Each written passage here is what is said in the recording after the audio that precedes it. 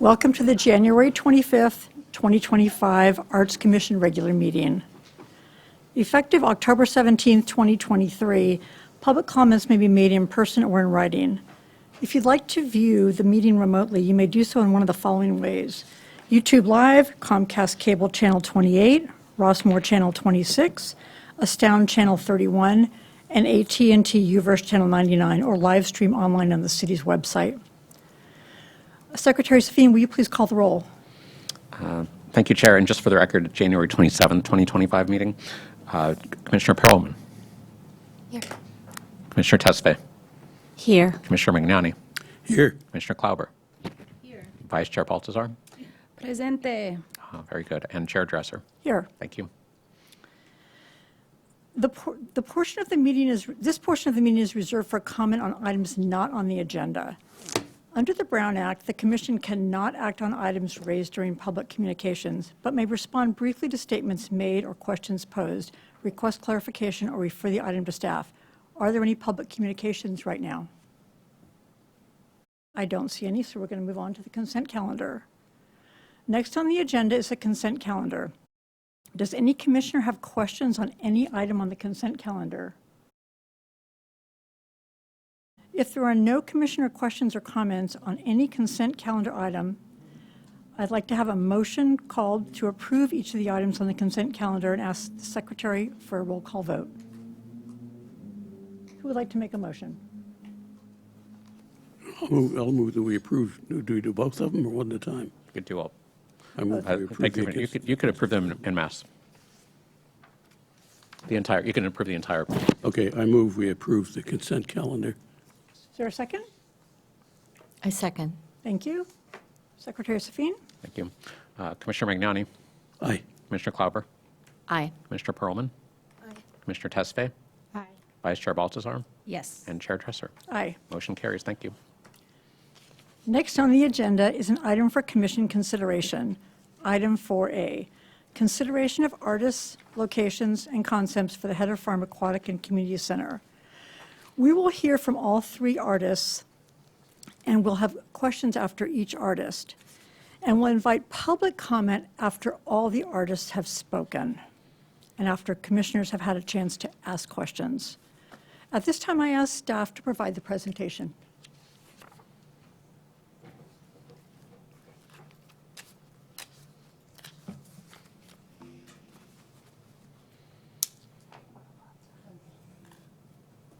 I was giving you trouble.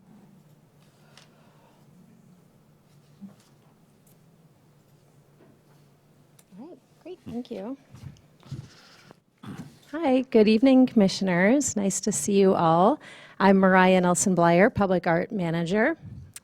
And I'm going to, tonight we have a couple of important things and items on the agenda, as you know. Before we begin, I'm going to supply a brief summary of this exciting project, the Heather Farm Public Art Project to date, to provide some history and context for our newest commissioners, as well as members of the public who might be here or watching, and as a refresher for the rest of the Arts Commission.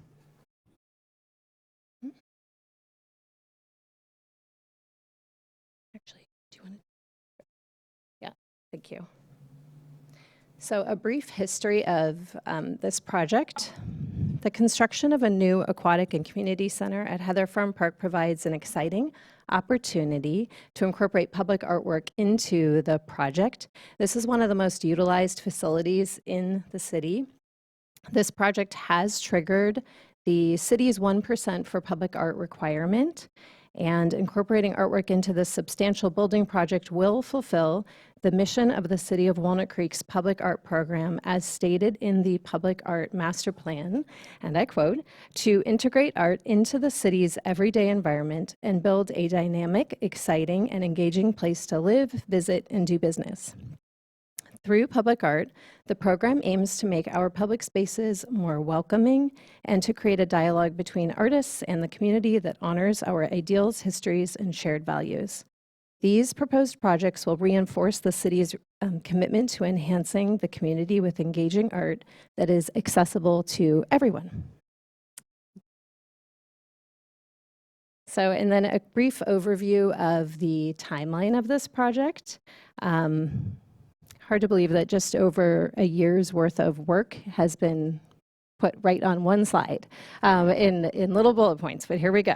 So you'll see on your screens, October 2023, the Arts Commission recommended a public art project and budget be established in conjunction with the new building project at Heather Farm Park. At the same meeting, the Commission appointed the Artist Selection Panel, informally known as the ASP. In November 2023, City Council approved $953,500 for a public art project budget for the new Heather Farm facility. In January 2024, Public Art Committee and Artist Selection Panel provided feedback on the request for qualifications. That was then drafted and published in May of 2024.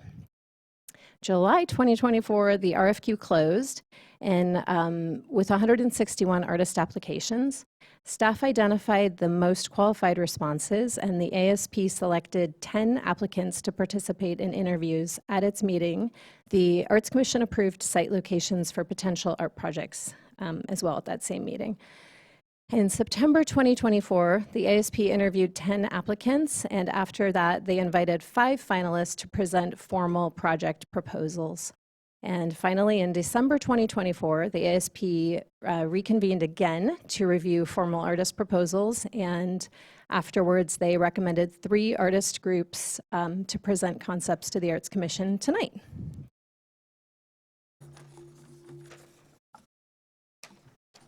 And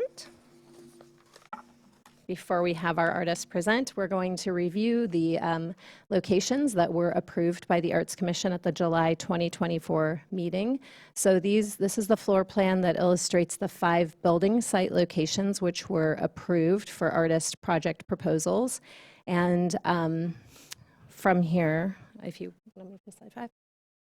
The one exterior site, but on the building, is site number 1. This is where artist Stephen Galloway has proposed art placement.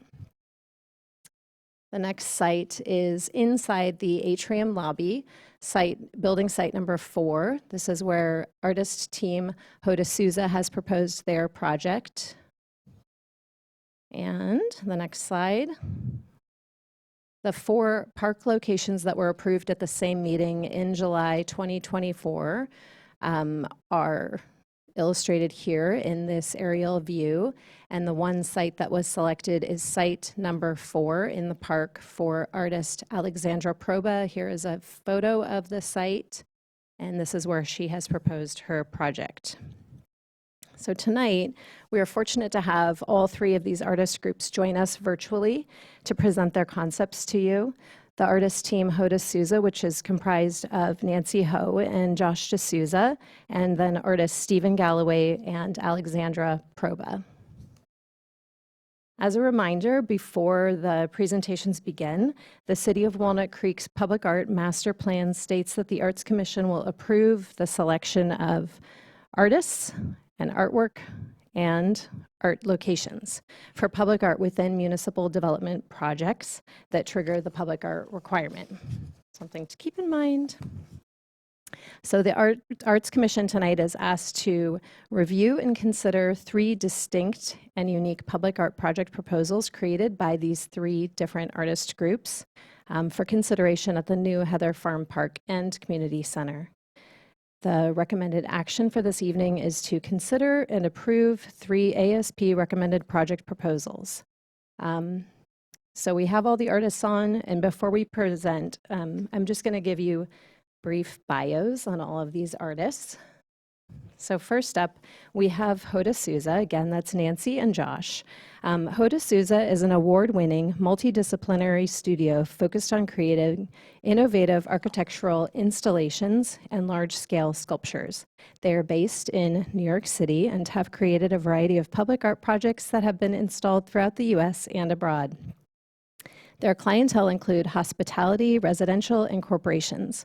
They analyze specific goals and site conditions to achieve imaginative design solutions and streamline the fabrication process. Nancy was born in Shanghai and grew up in Ecuador, and Josh is of Azorean descent and was raised as a first-generation American in Massachusetts. Both artists earned bachelor's degrees in architecture from Cornell and master's degrees in architecture from Harvard. Today, the duo lives and works in New York City. And before we move on, we also have Stephen Galloway here. He is also originally from the East Coast, but has spent most of his adult life in California. He now lives and works in San Francisco, where some of his art installations can be seen. His photographs and installations have been widely exhibited, and works collected and commissioned by the Berkeley Art Museum, San Jose Museum of Art, Bay Area Rapid Transit, or known as BART, the Nevada Museum of Art, Cap Street Project, and the U.S. State Department's Art and Embassies Collection. His installations and public art have been commissioned by municipalities, hospitals, transportation systems, hotels, and corporations. And then last, presenting tonight, we have Alexandra Proba. Alex was born in Germany and studied spatial design at Akademie Mode and Design in Hamburg, Germany, and contextual design at the Design Academy in Eindhoven, the Netherlands, where she honed her multidisciplinary approach to art and design. Since 2008, she's been living in both New York and Portland, working in architecture for a design firm in New York. She has a background in interior architecture, furniture, design, and spatial thinking, and her practice includes 2D art, murals, sculptures, and functional art in the form of home goods. So before I hand it over, do we have any questions on the locations or anything where we are yet? No questions? All right. I have a question. The locations that were shown did not include that corner of Ignacio and the entrance to the park. And so should we talk about that now so that it's clarified as to why it's not there? And because I know there was a public comment that was supplied by a prior arts commissioner. And so I want to make sure that we have context for all of that. Yeah, so that would be site number 1 that you're referring to. It's it says it's the main entrance to Heather Farm Park at the northeast corner of Ignacio Valley Road and North San Carlos. Not pictured, but it's just because it wasn't on this aerial shot that we have. But that was one that was under consideration at the Arts Commission meeting. And that one and then the other 3 are all noted here. And those were all approved as potential sites where artists could propose artwork. And so this helped inform where they were permitted to propose artwork. And so the artist has chosen site number 4, which is circled in yellow. Got it. But that number 1 is not showing up as Ignacio. Right, that's not, it's that's, it would be further down on the screen. Just to clarify, when the commission approved, among other locations, the corner of Ignacio and North San Carlos, that site was one of the locations included in the request for qualifications that went to all the artists. The artist had the option of selecting that corner as a site for their art that they were proposing. The selected artist or the recommended artist that you'll see tonight did not choose that site. Thank you for the clarification.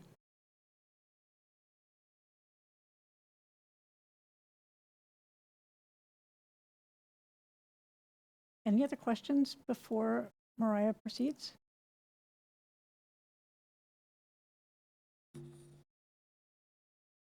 All right.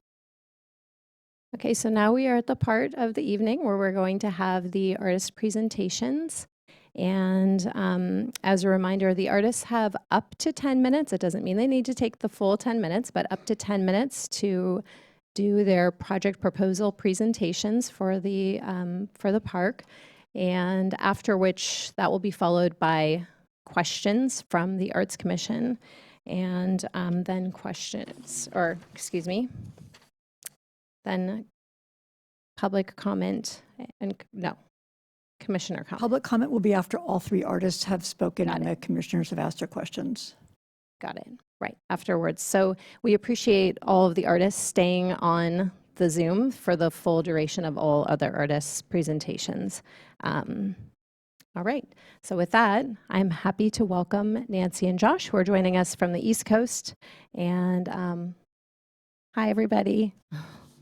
Hi. And welcome. And then I'm going to hand it over to you. You have share screen capabilities. Can I just for the purpose of our visual, Stephen and Alex, you don't need to have your camera on if you don't want to during the other artist presentations, but you're welcome to just put on mute and you can just watch us in case you want to do something else.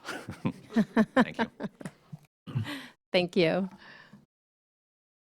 Good evening, everyone. I'm Nancy Ho, and this is my partner, Josh D'Souza. Thank you for taking time to meet with us today. We'll go ahead and share our screen. Sorry. Okay. Okay, so our proposal is called Poppy. Poppy is a suspended ceiling-mounted installation inspired by native wildflowers that add a pop of complementary color and form to the lobby of the new aquatic and community center. This surreal, oversized floral landscape tapers in harmony with the pitched roof and exposed trusses of the center, while a palette of orange, pink, and yellow evoke the vibrant hues of the California poppy. This piece is composed of lightweight structural frames and cord.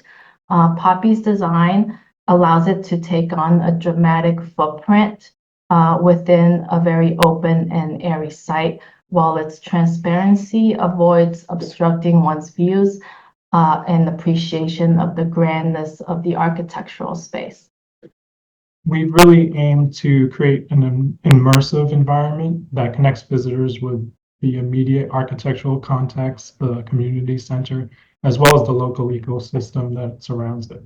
The project's unique modules are designed to vary in scale and color and form, and together it celebrates the beauty that's inherent in nature's rich variety, as well as the dynamic acts of growth and blooming that occur in nature. Here we can see what the space is like looking above, looking towards the pitched roof, and just a flatter version of that. So we can see that there's a distance and consideration given to the fans that are also in place there. So the centers of each poppy are what needs to avoid the fan. The fans are above up here, and the poppies actually line up with the lower drop ceiling that is set within this space. Hey, Josh, I'm sorry to interrupt you. Can you hold a second? The volume here is a little bit too low, so we're trying to adjust that. So this will count against your time. So please hold. You need to turn the volume up. Let me see if I can turn it up over here too.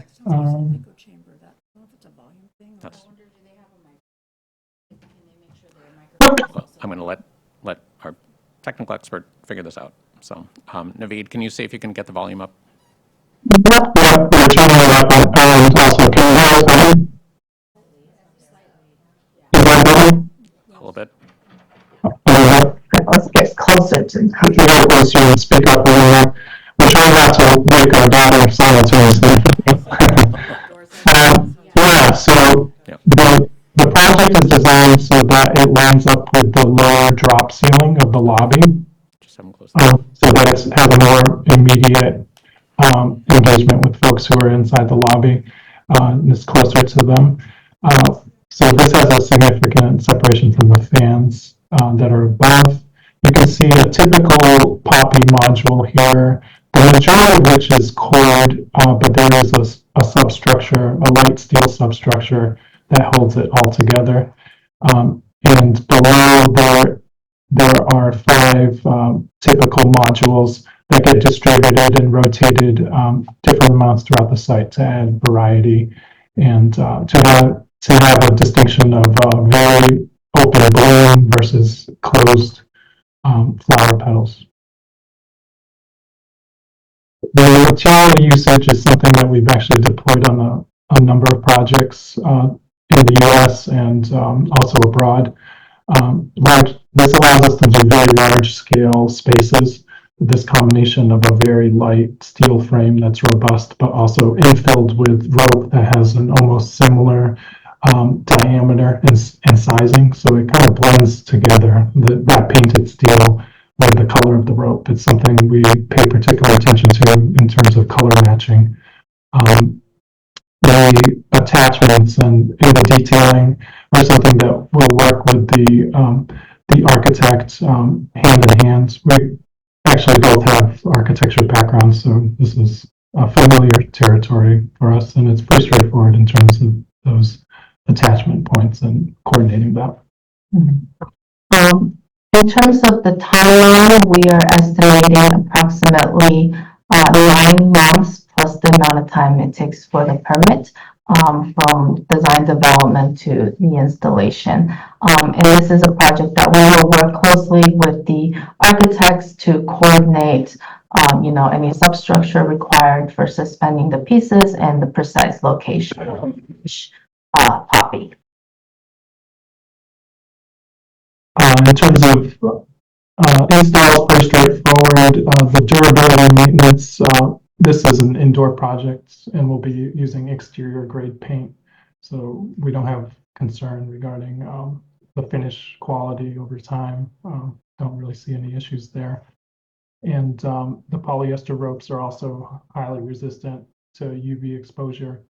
This is a rope that we work with in particular because of that characteristic. And there isn't much direct sunlight anyway within the space. The total budget for the project comes in at $237,000. And yeah, we're just really excited about the potential of the project and how nice the space is. And I think it could be a really great installation.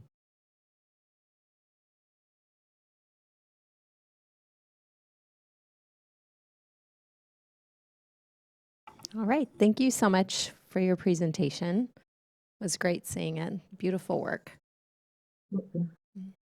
I'll stop the sharing now. Or we could keep it up in case there are any questions. Oh, no, the questions at the end. After. Okay.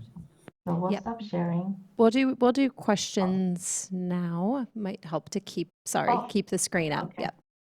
Okay, sorry. That. Commissioners are ready for your questions. Who would like to ask questions first? I'll go first. Please.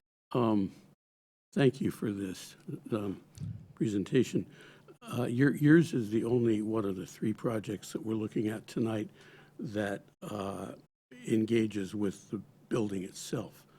And I'm wondering, what's the process with regard to connecting with the building's architects? Are you in contact with them? Does that happen later? Does it need to happen at all? Yeah, so we've already been in communication about how we foresee attaching the pieces. And essentially, the plan is to coordinate the blocking that would go between joists in the ceiling, in the roof structure, for the locations that we provide to them. So it's going to be a pretty straightforward process. We'll have anchor points at those blocking locations, and the installer will have a kind of a full-scale printout that they actually use laser pointers to accurately line up with those built locations. Yeah, and also we work we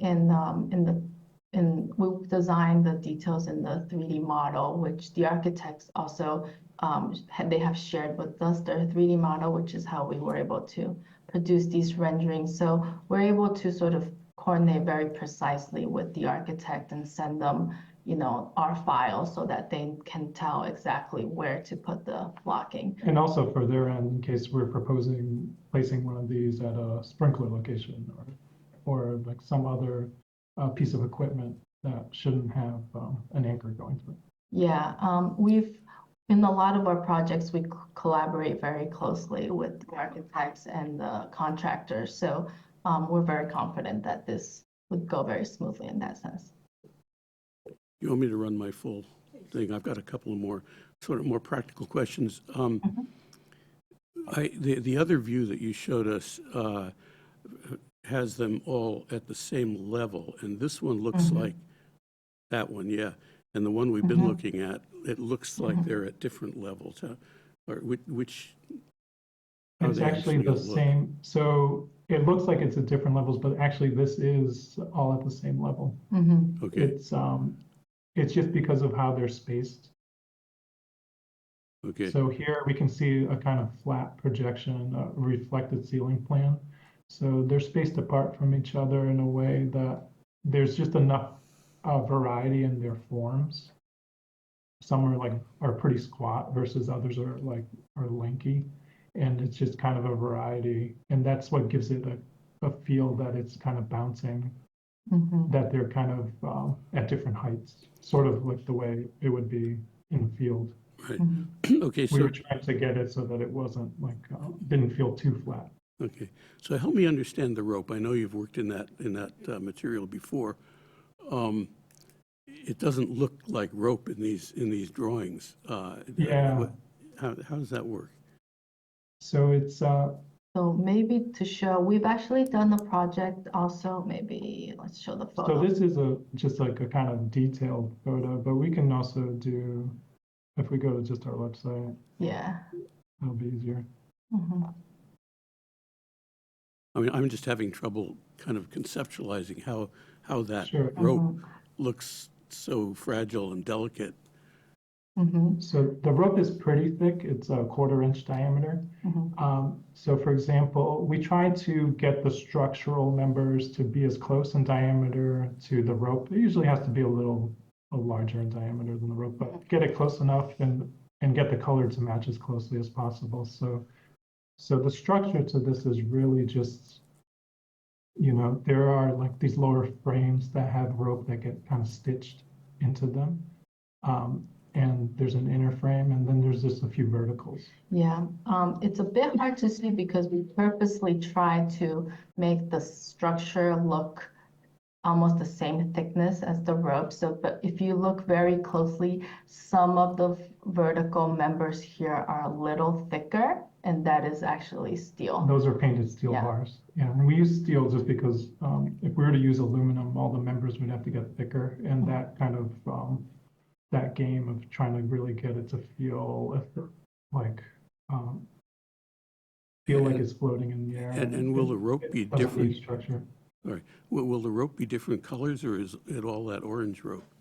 It's different colors. So Yeah, so let's go back to this. So depending on each module, we were thinking combinations. So there's a kind of, there's an inner color versus an outer color, because there's a nice iridescence to the actual live flower that it isn't like you're looking at a piece of paint on the wall or something. It kind of, you really get like all these gradients in between, like orange and yellow and even a little bit of pink sometimes. And that was the kind of goal with combining two colors for each flower. So having these two layers of different colors within each poppy, it would give it more of a sense of depth. And then each poppy would also be slightly different from its neighboring flower. So that way we're able to kind of create sort of each flower would be unique in a sense. Okay, thank you. Thanks. Any more commissioner questions? I have a question about the ropes. Just tell me how to clean them. How would we clean them? We won't want to do it often, but there is a significant amount of dust that collects over time, even indoors. How would we go about that? So the rope is the other advantage to using the polyester versus a cotton is that it's a very smooth surface. So it's pretty simple with a Swift a Swiffer like duster that with like a long handle. It will just pick that up with the static electricity. Um, Either that or microfiber cloth, but it's pretty straightforward in terms of just wiping the dust off. It doesn't stick onto it the way it would with, say, a cotton rope. Okay, thank you. I have a question. Two questions I have. One is in regards to the fans. Since we have 3 fans, do the ropes, are they sturdy enough where the poppies won't be moving around? Or is that part of the artistic element that you are trying to achieve? So we aren't trying to get them to move around. So we're going to work with an engineer. We could see it going 2 ways. Either it's a tension cable or an actual rigid rod. It's probably going to be a rigid rod that holds it in place, and that will minimize any movement if there is any movement.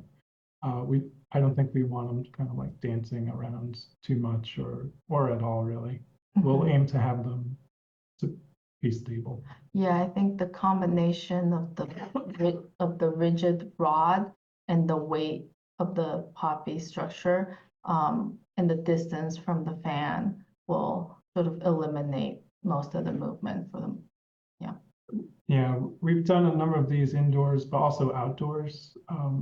And something a lot of times clients ask us, oh, how's it going to do in the wind? And, we've done some projects in windy locations, and it just passes through it because it looks visually like it's dense, but it's wide open at the same time. It just is very porous. Okay, thank you. The other question I had, and looking at this image here, it seems like this is from the interior, correct? And if we were to look at this image from the outside, we would lose the visual effect of the poppies being seen from outside. I was just wondering what your reason was behind the placement of where you had them right now, because I think that's an impact that we're losing as a public art. It's not as engaging from looking at it from outside. And I'm so sorry. The other question I had was in regards to, there are a couple of images in the next slide, maybe. Are those images on the wall included, or are they kind of here as a concept, those two? Oh, this piece here on the wall? That was, we kept it in there. It was just part of the original presentation where there was we had proposed a second piece that would have been an individual piece that would have been on the wall as well. Yes, but this is not, this piece that you see here on the wall is not part of this artwork. It's a separate piece. To address your first question about the placement of the poppies, we're actually, in speaking with the architects and with everybody involved, it's part of the design development for us we want to explore the idea of changing the heights of these poppies as well. So, we are open to sort of working with different heights. Maybe they kind of go up and follow the slope of the pitched roof. So I think that is something that we're all open to, sort of exploring and taking some looks from the outside, taking some perspectives from the outside, because we would also want this to be visible as one approaches the center. So we will be sure to keep that in mind and make them placed in a way that makes it. It's also it's a little, it makes it seem like it would be completely blocked from this particular flat section. In perspective, like when one would view it, you'd get a better view of the piece. I know we don't have, it would be helpful to have that additional front on perspective so we could get a sense of what that would be like. But I do think you're right that if it went higher, you would perceive it even more. Last question. So I went on your website, lots of beautiful, beautiful public artwork. I really loved the lantern like chandeliers that you had in Ecuador, I believe, at the Chinese restaurant, as well as the aura located in the Washington Metropolitan Area Transit. The reason I love those pieces because they're large and oversized and they seem to sort of fill up the space.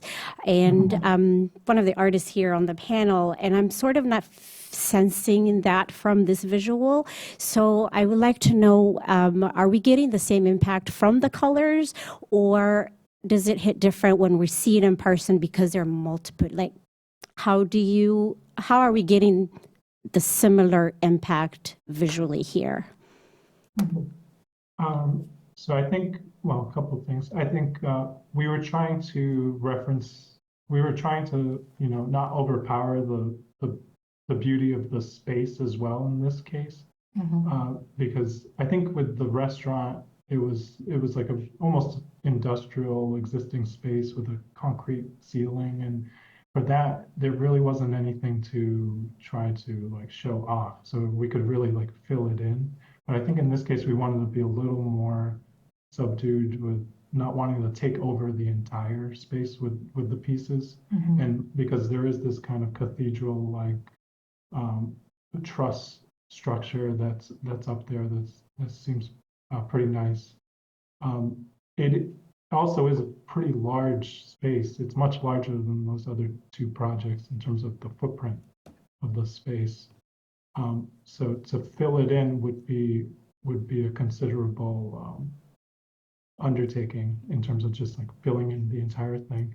The other aspect was because of the fans, there was no way for us to like so densely populate. If we were to completely densely populate the space, but then of course we can't occupy the space where the fan is, then it would seem like there were these holes rather than kind of a more kind of loose or sparse sprinkling of the flowers through the space. Do you have an idea of how many of these flowers we'll have?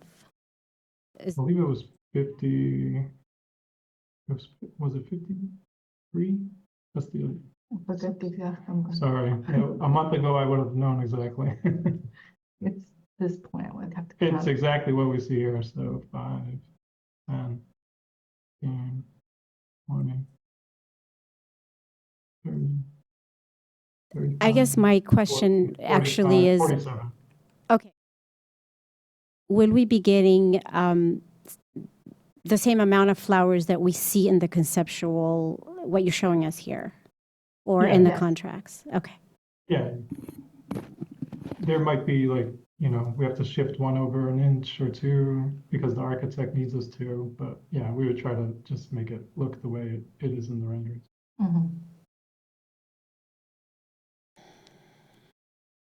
Any other commissioner questions? I have a few questions. Some were similar to Commissioner Tesfaye's because I wondered what those 8-legged things were on the ceiling and their fans. Where is the lighting from above to light these pieces? Does anyone know that? The architects do have a set of lighting. So these images were produced for the proposal, and they weren't in the 3D model. But there is an array of lights up there. We're also in communication with them about potentially integrating pendant fixtures into the pieces themselves. So it would add additional lighting to the space and kind of cause each of them to have like their own independent glows as well. Thank you. I know that this piece of art being viewed from the outside is very important to the commission. And thank you for saying that they're all hitting at the same level where that band is. I think that they need to be either below the band or above the band, but as soon as you go above the band, you're competing with the architectural windows that show above the band. At what height at what height are they right now from the floor? Okay, let's go back to this section. I don't remember the exact height of what this is. My guess is about 10 feet. 10 feet? Yeah.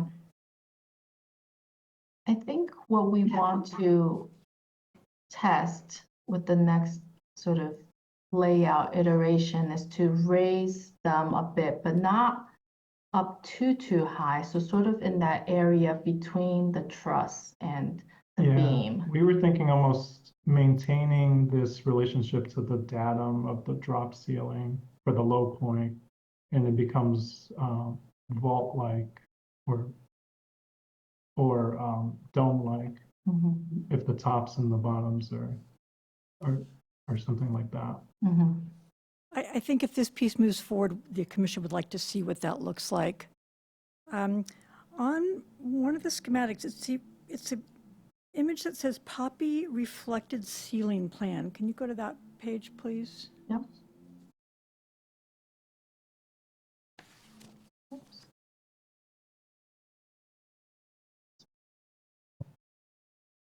What, can you talk about this view some more?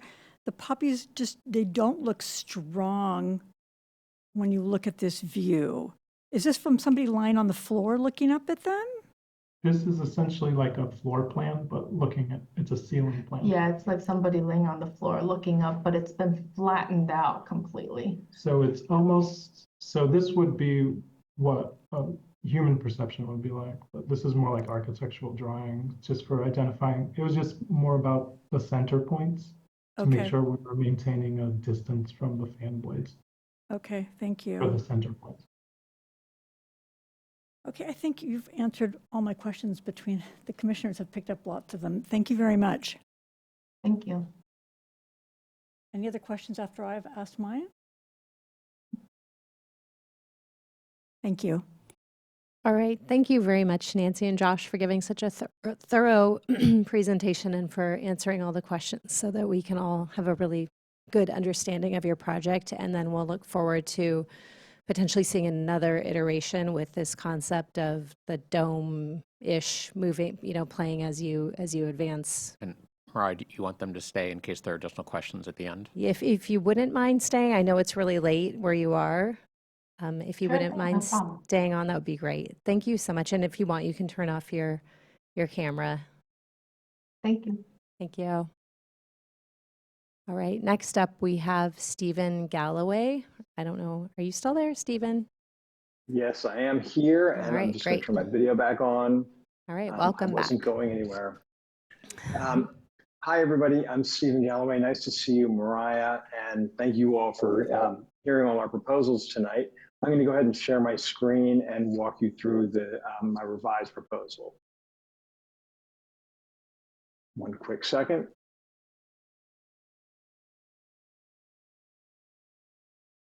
I think that does it, except that I'm not on the first slide, which is right there. So I'm proposing a piece called Waterworks, which is a public art proposal for Heather Farm Park. It's an exterior piece, and it's a site-specific mosaic mural. The site that I'm designing for is the exterior wall of the changing room that leads to the aquatic center. So this is where, up in this corner, upper right corner, is the circular road where people drive in and they do drop-offs.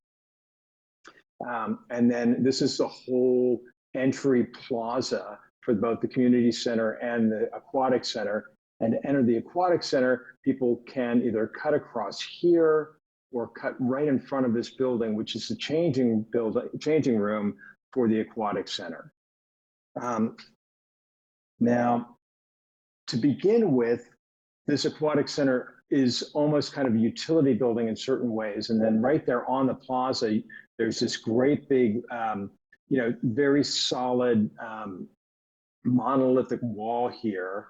And I was really interested in how much potential that had for really being a site that of impact for people as they arrive at the site. Really trying to transform that thing that you look at as you drive into the site. So here's an idea of this is a 40-foot long mural, 8 feet tall, actually integrated into that wall, made out of glass and ceramic mosaic.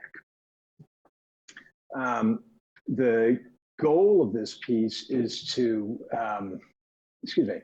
the goal of this piece is to create a captivating public artwork that really energizes that entryway experience at the new aquatic center and community center. So what I'm trying to do with the imagery here is use this horizontal stretch of wall to reimagine Walnut Creek, the creek itself, in a more primordial state, sort of free from the concrete channels that most people end up experiencing it. Another closer view. So this imagery is just imagery that I've created similar to my work that acts now as a stand-in. The way that I make my public art projects is that each one is very specific to the ecology and the site and the place where the artwork's going to live. So I have to create a whole new artwork that will become this mural. I'll talk a little bit more about my process for doing that, but I do want you to be aware right away that this is sort of an indication of the direction that I would go, but not necessarily the final artwork. In talking about the integration with the building, this is a section of that building, and you can see here that what I'm asking the architects to create is actually a chamfered niche that goes back into this wall. The artwork itself sits back in the wall about 4 feet from the front surface. I'm sorry, not 4 feet, 4 inches from the front surface.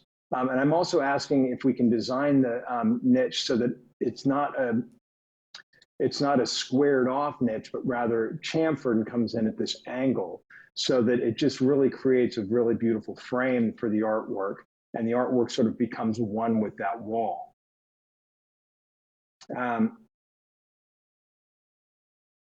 So no matter what goes here, there will be a great representation of the creek, but it'll also be a vibrant expression of sort of light and water and nature, a certain amount of abstraction and enough detail in there to make it really living in a certain way. What this comes from photographic work that I've been doing for a number of years. And I make these photographs in the studio. This is a piece called Arcadia. And so the way that I work in the studio is I have a really large tank.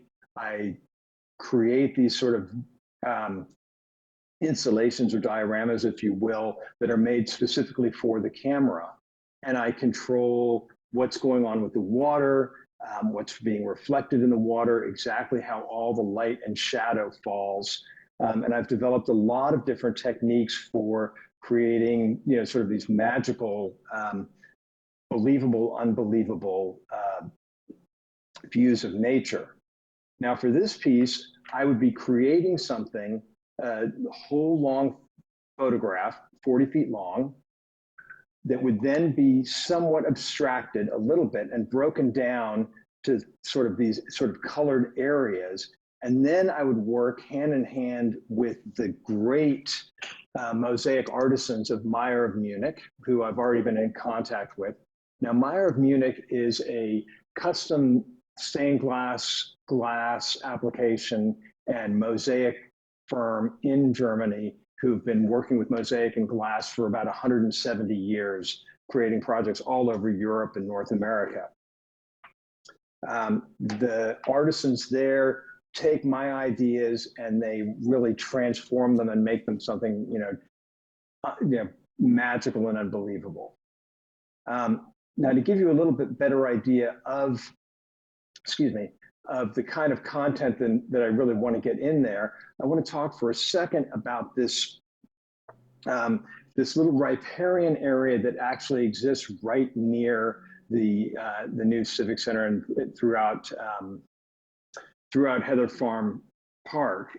Water's super important there. There are natural waterways and lakes. There are human-built and human-managed waterways and lakes. And then, of course, it's an aquatic center, so there's going to be actual, pools built specifically for athletic purposes and recreation. There's this little tiny stretch of natural creek that comes down from the big, not the man-made lake right behind the community center, but just a little bit to the north of that, the other lake that's surrounded by so many reeds. So this little tiny creek comes down through there. And that's what started to give me the real inspiration for this piece. So these are some of the kinds of details that I would love to have in this artwork so that we can really see what would something that is very much of this place, sort of the Ignacio Valley, this area between Mount Diablo and Briones Ridge, and just part of that whole watershed, and how do we make something that's going to make people feel very grounded and very much in that place. So these are really photographs right from the site. Now with something like this, these are details I'd love to incorporate in the mural, but by working in the studio, I get to control all the light, the shadows, and what's reflected in the water, so that I create something that is really kind of an imagined space, but really kind of magical. As I said, I would be working in the studio. I work in a place this is my older studio, but you can see I'm working with the setup that I've got set up with water and things like that. My images, I make photographs like this, and you can see on the left, I have reflections of all these overhanging leaves and things like that. And you can see it for these round pieces, I'm just working in a 4-foot kiddie pool. And then it ends up making an artwork like the one on the right. And what's going on with the water, whether it's moving or whether it is still, what's reflected in it is really important to me. So these are a series of photographs, and the water's all moving, but it's got this great reflection of Mount Tam in it. So that's the way that I work. I would work on this photograph starting sort of at one end and completely creating a whole series of dioramas that lock into each other and to create a 40-foot mural. And then I would go to Germany work with the folks over at Meyer of Munich. This is a picture of one of their mosaic studios where they're working on a series of pieces that were made by Kiki Smith. Just to give you a quick idea about what they can create, this is one of those Kiki Smith murals, and you can see all the different kinds of techniques that they're using in order to create this really vivid surface in the water. Another piece from that same series, this piece is much more stylized and abstract, but what's really cool about this that I want to bring into this mosaic work is the variety of types of materials and techniques that they develop custom for each artwork. So that's the advantage with working with these people, is that in the end, you get this artwork that is truly, truly one of a kind. Just briefly, I wanted to review, I have a timeline of how I would go ahead and get this piece done. I think it takes about 18 to 21 months overall. I've researched on the site and talking to different kinds of naturalists and things like that for about a month. And then it takes me about 6 months to make this series of photographs. And then I go to Munich and work with the artisans there, and then they take over and create the whole mural with us in sort of distant communication the whole time. Meyer of Munich creates the mosaic. They ship and pack the mosaic, and they send a team out to install the mosaic. So they are sort of the whole package, soup to nuts, for creating this. And they've done this successfully with public art projects all over North America. And then briefly, the cost of doing this whole project, our budget, as proposed, is $344,000. That also includes a 10% fabrication contingency, sales tax, and all other costs. But it does cover everything: materials, fabrication, design, the whole deal. And that is my last slide. I'm going to go ahead and get it out of this view so that we can perhaps talk a little bit more here. Are you all still seeing my PowerPoint screen? Yes. Okay. Do you want me to leave that on or do you want me to cut it off? Why don't you leave it up for questions? All righty. Thank you very much for that presentation, Stephen. Thank you. I'm ready for commissioner questions. Thank you. Now, this mosaic, this will be glass and ceramic? Yes. And will... Certain... Go ahead. Oh, I was going to say, what they often do is it'll probably be primarily glass, because glass is what's going to work for so much of the water part of this, and water is going to be the primary feature. But if, you know, for certain kinds of rocks or branches or different elements like that, they'll oftentimes decide, okay, well, we can create a little bit of relief in this piece and create a different kind of look by custom making a ceramic tile to convey the idea of a stick or a particular rock and things like that. Well, you anticipated my next question, which is it flat or is there relief incorporated into it? There is some relief. I think that if it was just straight glass mosaic, it would be about a ½ inch thick throughout the whole thing. And I think we're going to get to using some relief elements inch and a half thick total. So maybe adding an extra inch thickness, having it bulge out from the flatter parts of the glass mosaic. Okay. And then it's at the aquatic center. I'm just wondering, how visible would it be to people who are not at the center but are maybe passing by or a distance from well, it? in fact, people do at this site. I'm going to quickly just go back so you can see the orientation here. So you can see here in red, it says art site, and then there's this rectangular box over here. This is it faces out to the whole entryway of the community center. So when people drop kids off to go to the aquatic center, they drop them off on this curved road, and those kids will cruise right across this little plaza to get to the aquatic center. Now, the pools and things are all back here. So this is really the main public welcoming area to both the community center and the aquatic center. Okay, then just one other So it'll thing. be, Go ahead. go ahead. Well, no, go finish that, and then I'll give you the next one. Oh, I just wanted to say, this is what's going to be facing you as you drive into this arrival court here. You're going to look right at this wall. And so what would normally be just a completely solid monolithic wall of a more utilitarian building will actually become completely brought to life with this.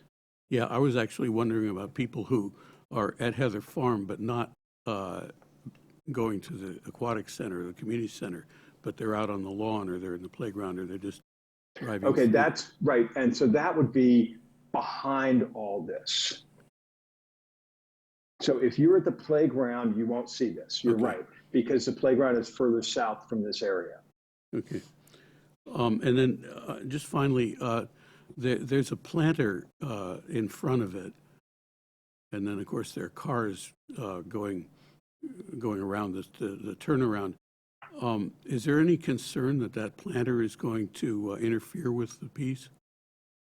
No, I don't think so. Now, as shown in this, doing the best we can do to create a rendering for something that hasn't been fully designed or anything, we've got a more shrub-like tree here. The plan is that this planter is planted up, but that there is a tree, and from the designs that I can see, the tree is, there is a top canopy, but it doesn't have foliage going down to the ground. So it's trimmed up. You have 8 feet of trunk or whatever, and then you have canopy up above that.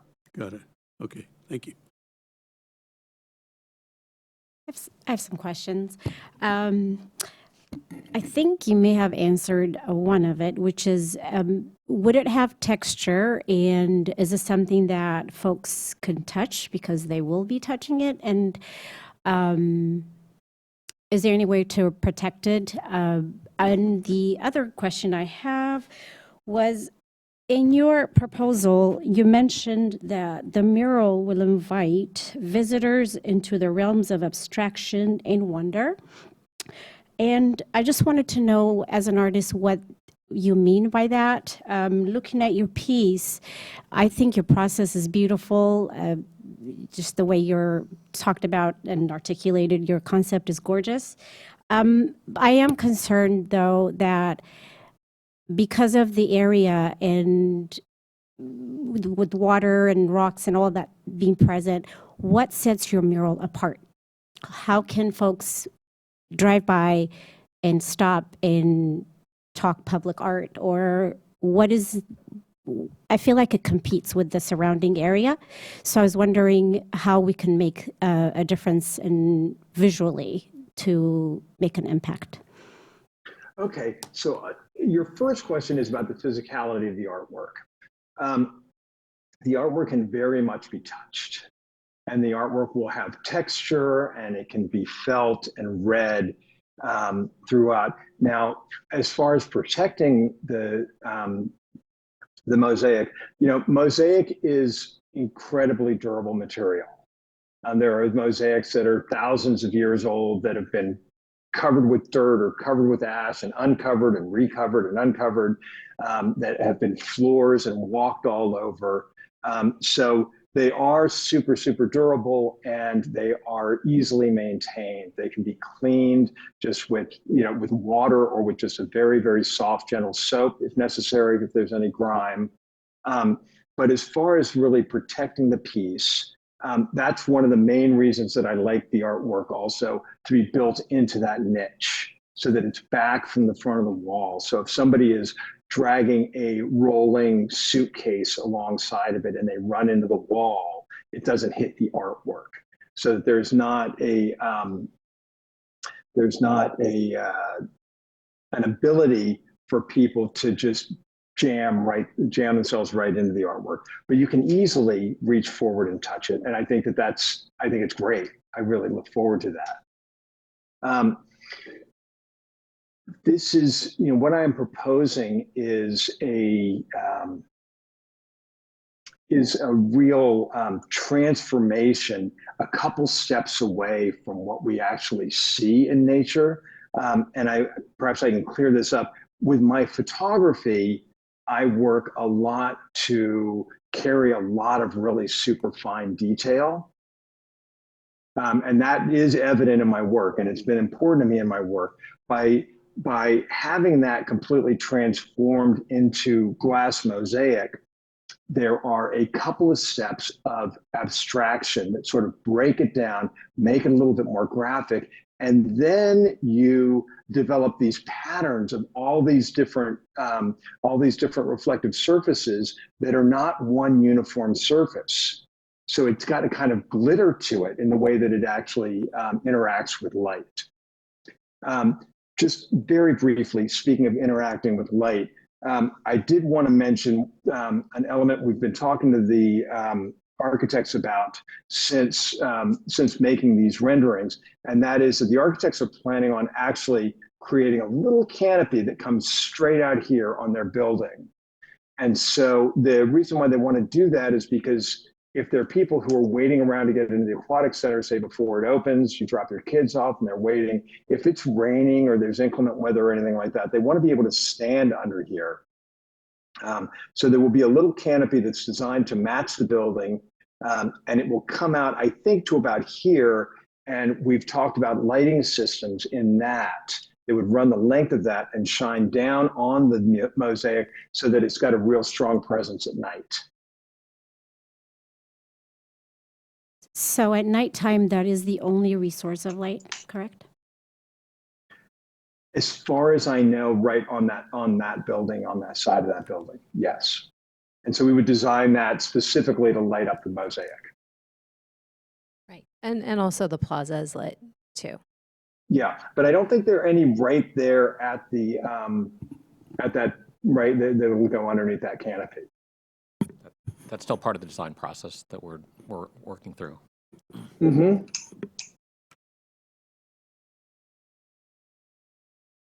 Thank you. Your presentation has been amazing so far. Thank you very much.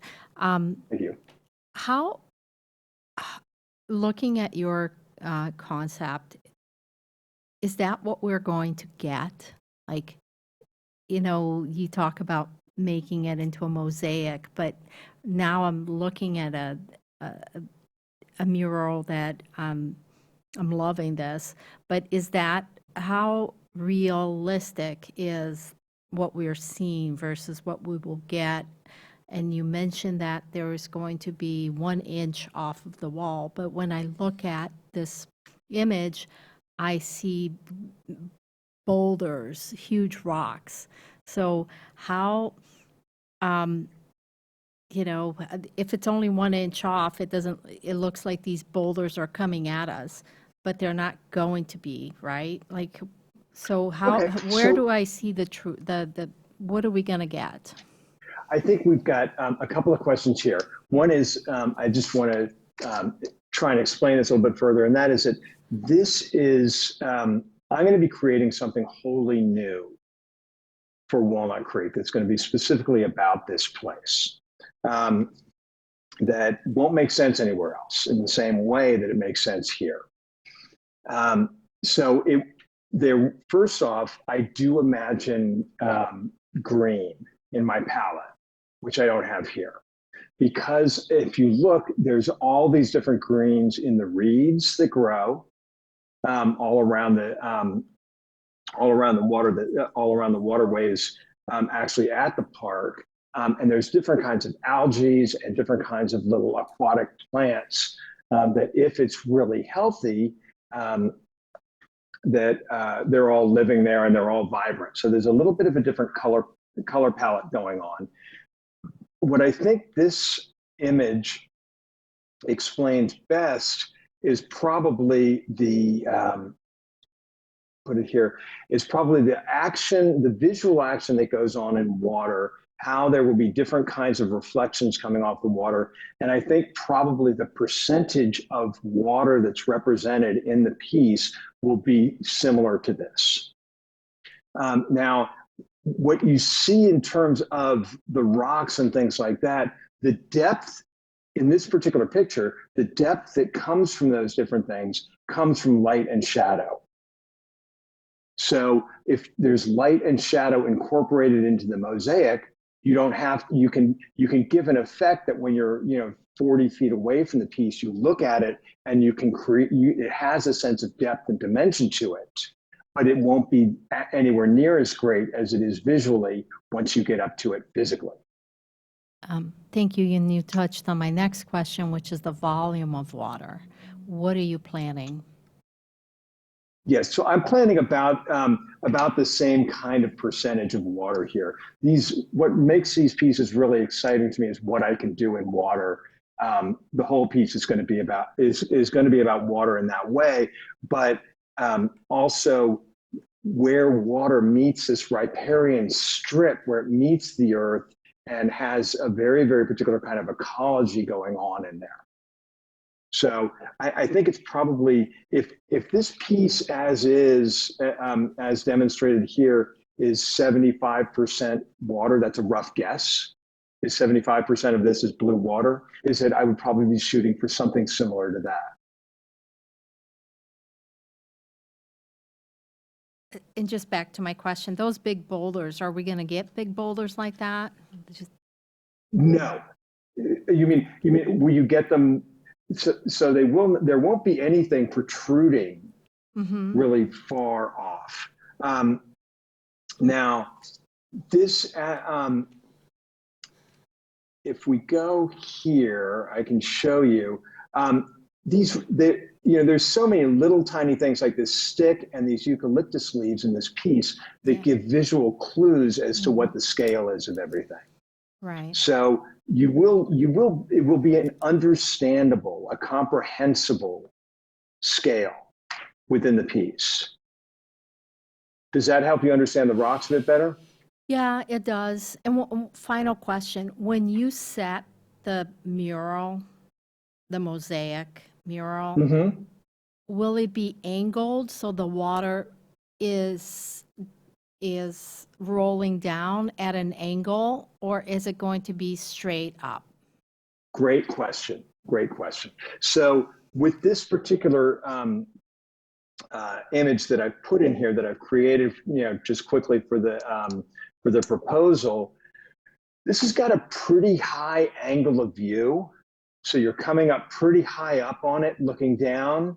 And for this piece, I will drop that down some so that I can concentrate a little bit more on the sort of the front face of reeds and things like that are on there. So you'll be looking a little bit more across the water than down at the water. Is that what you're asking? My question is more like when you spoke with the architects, will it, like the top of that mural be more closer to the wall and the bottom be closer to the sidewalk? So that No, it is it will be rolling at an angle? the mosaic will be installed vertically. Okay, all Yeah. right. That's Yeah. what I was asking. Thank you very much. Oh, okay. And I have more of a specific question. In one of your commission pieces for the Bay Area Transit, beautiful piece, you used bubble tiles. And does that mean then we are not going to use bubble tiles here? Can you kind of share a bit of your process of the type of tile work that you'll be using for this?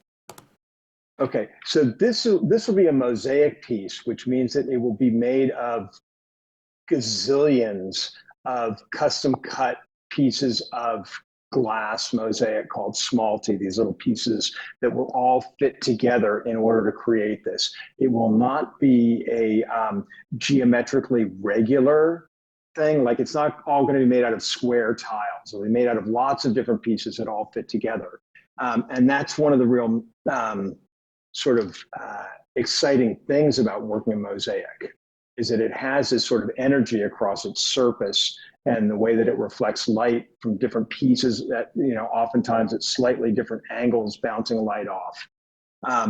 Now, the piece in BART, it sounds like you might be a BART rider. A lot of the BART stations, the walls are covered with these white ceramic bubble tiles. They're hexagonal. They make the wall look like a beehive, and in the center of every hexagon, there's a bubble that actually protrudes out about 3/4 of an inch that's molded in there. I didn't use tile in that piece. What I did was in the artwork, which is on glass, is I actually incorporated a trompe-l'oeil effect that made it look like it was made out of bubble tile, because I wanted it to tie in with the building architecture in that way. Okay, thank you so much for sharing. Any other commissioner questions? I have a couple of questions. How will this piece respond to earthquakes and kind of regular expansion and contraction of the soil that we have quite frequently in Walnut Creek? That is something I'll be reviewing with the architects and the engineers, but it will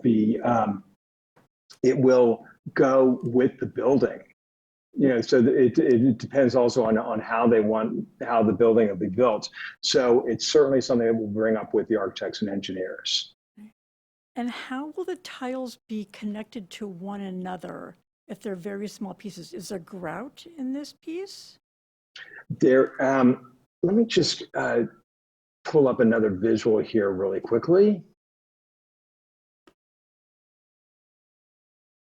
So a lot of times they are just fitted to match. So the wall will be constructed to be able to receive the mosaic, which means that once the niche is designed and they build the whole wall, they will lay in a layer of first a layer of waterproof membrane, and then they'll put in a concrete backer board, and that'll be fully attached in a very specific way to the building. And so there will be a perfectly flat, solid, hard, 1/4 inch thick concrete board in there that fills the whole niche edge to edge. Then the mosaic comes in big chunks that are shipped over from Germany and that will fit together, and then the installation team will put all those together. You can see here on this image on the right that I'm showing you, they've got this paper tape coming through here. So they're laying out all the tile, but that paper tape is going to be the edge of one section. And it's irregular because the tiles are all irregular. So they'll bring that section, they'll adhere that section to the wall, and then they'll slip in the next section, which fits, you know, hand in glove right up in it next to it. Thank you, a giant puzzle. Yes, thank you. And this piece, from what I can tell, is going to be on the north side of the building, so it's not going to get a whole lot of direct sunlight to light it. You're aware of that, right? Yes, I am. Okay. I don't, it's not, there's nothing that's really going to be casting a lot of shadow on it. It's all those redwood trees there are going away. So it's going to be a pretty open plaza area. So the sun is behind there. I think that it's going to be, it's going to be super vibrant, you know, and very colorful. So I don't think it's going to have a problem standing out during the daylight hours. Okay, thank you. And also, how does it get cared for if it gets graffitied and or a bike runs up against it, or someone at night vandalizes it in some way and breaks the tiles? The bicycle issue is really mitigated by building it back in that niche to begin with. So you can't, and one of the things about having the niche not be a square niche, but rather an angled niche going in, is that you can't skateboard on that corner. So that's out. The graffiti, I think, is probably, you can clean the graffiti the same way you can clean graffiti on glass, as far as I know. And as far as breakage of work, if somebody comes after it with a hammer, which is, I think, perhaps what you're suggesting, something of that nature where somebody actually attacks the artwork. I don't have an answer for you right now, but I'd be happy to research it. Thank you. I'm sure it's the sort of question that Meyer of Munich, I'm sure, has been asked before. Any more commissioner questions? No, thank you very much.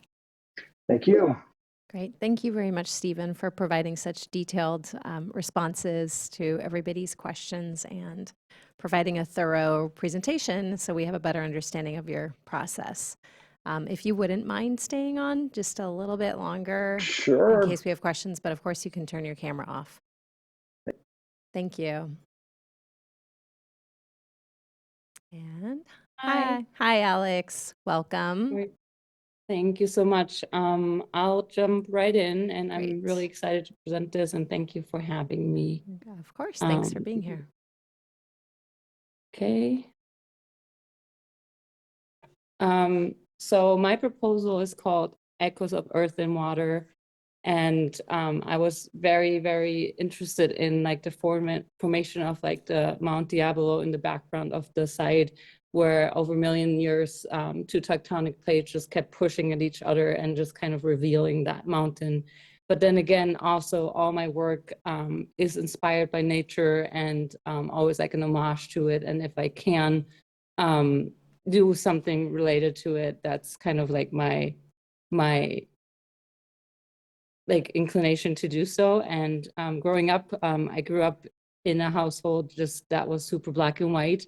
Both my parents are doctors, and my grandma was my only part that was colorful until today. She wears pattern on pattern and color. She used to be a florist, and that's kind of all my like upbringing as a kid was inspired by nature already. And I think as an artist, I love color, and I want to like color the world and create joy everywhere my art goes. And so furthermore, other than the tectonic plates, I was really inspired by the nature surrounding Walnut Creek, especially some of the endangered species of flora and fauna, and then as well It's just like local species that you find every day around it, as well as the water. And then my concept, as you can see here on the right, is all made out of natural materials, different stones, marbles. Some of them, like the bottom one you can see, is black, which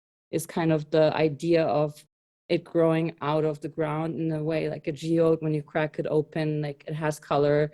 Or when you walk around and you see concrete or rocks, but there's still plants coming through, which always like fascinated me and made me always feel good that nature will be okay.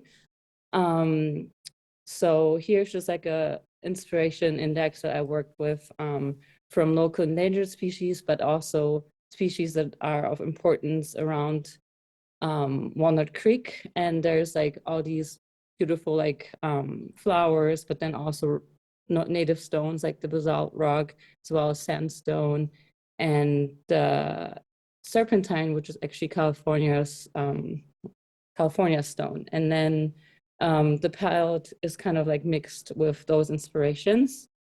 And just furthermore on this, it would be kind of like amazing if we could show like maybe there's a QR code or leaflet somewhere in the building that visitors can actually read about where my shape and colors in that abstract seeming sculpture comes from, and kind of educate anyone that wants to learn about it, but also maybe be connected to local groups that actually do a lot of work around endangered species in that area, and to help and to do more. And so the artworks for the location 4 that I picked just because it is a location that is very visited, and the idea is kind of like to spark joy and like create this magical wonder that like grew out of the ground, as well as like showcase like color from nature.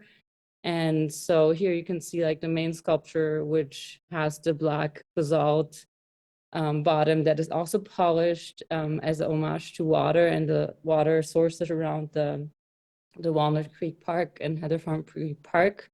And so in that way, you can also like see like the sky reflecting. You can see yourself reflecting if you walk around the sculpture and interact with it, as well as seating that is also made out of natural stone to like sit and reflect and hang out and just enjoy the surrounding. And during nighttime, it would be nice to have them have spotlights there. And again, I think, I'm not sure about like the park hours and everything like that, but you know, in the winter time, if people go for walks after 5 p.m., there might be a nice, might be a nice idea to have them light up a little.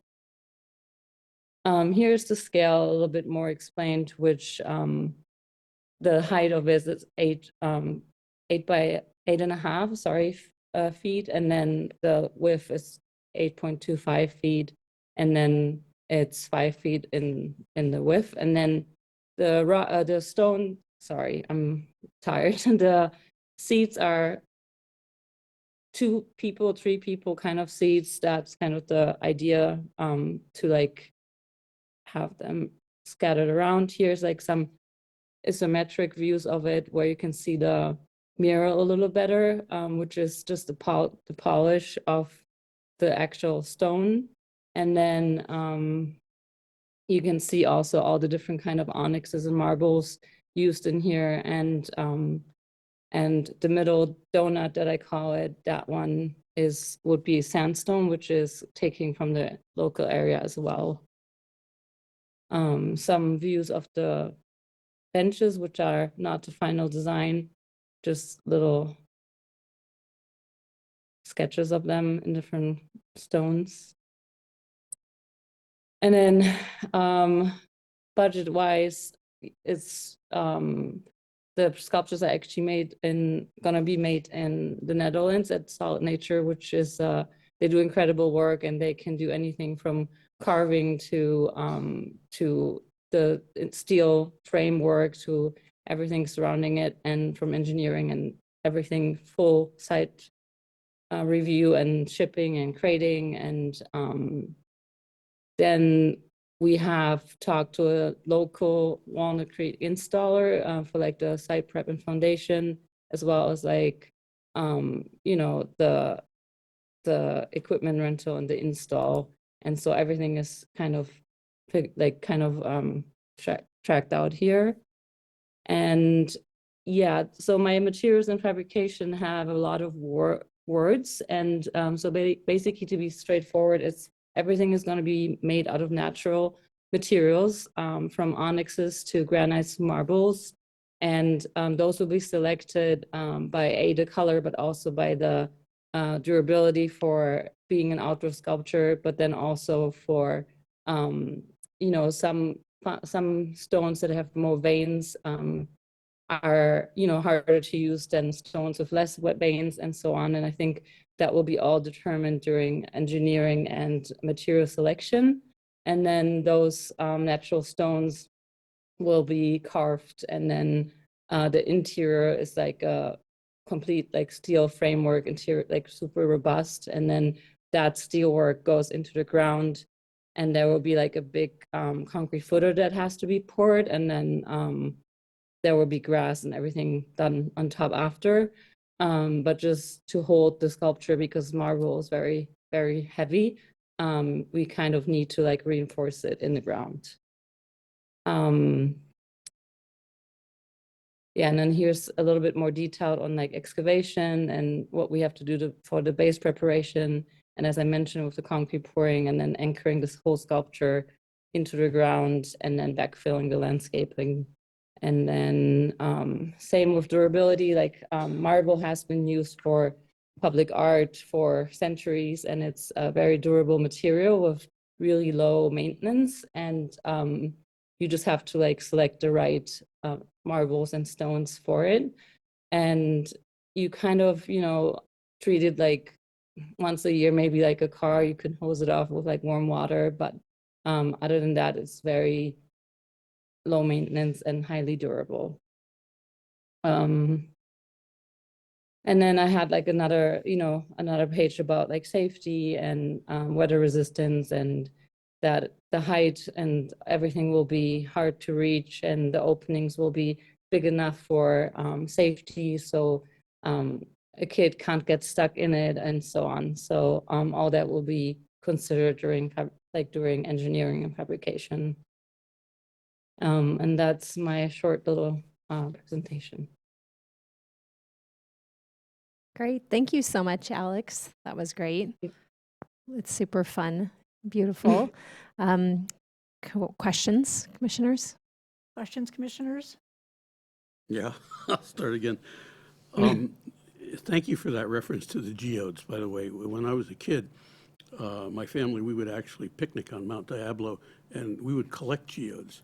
And then I'd take them to the Junior Museum, slice them open, polish them.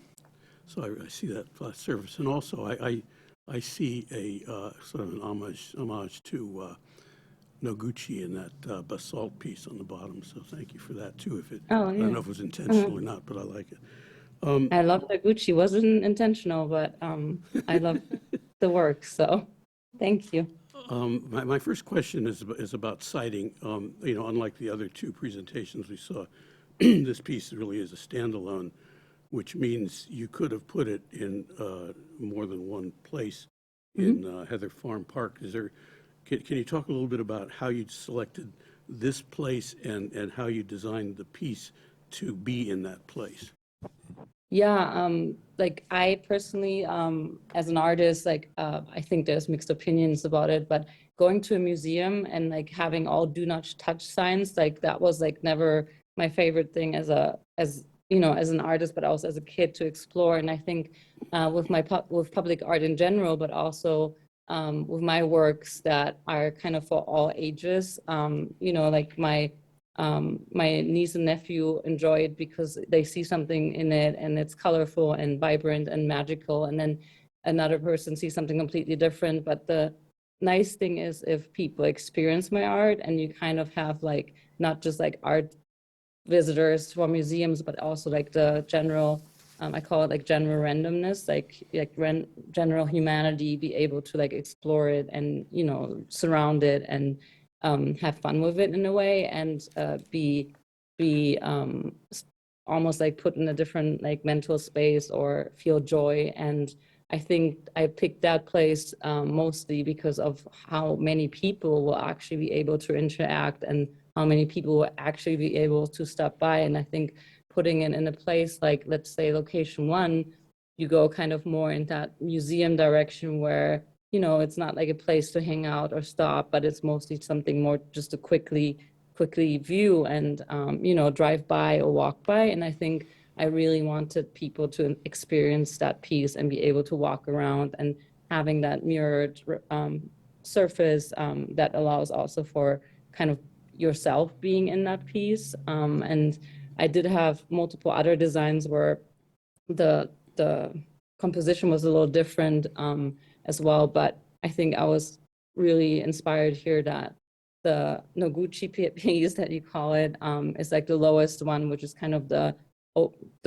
base where you just cracked open the geode, but also the one that's growing out of the ground, kind of like like Mount Diablo with the tectonic plates.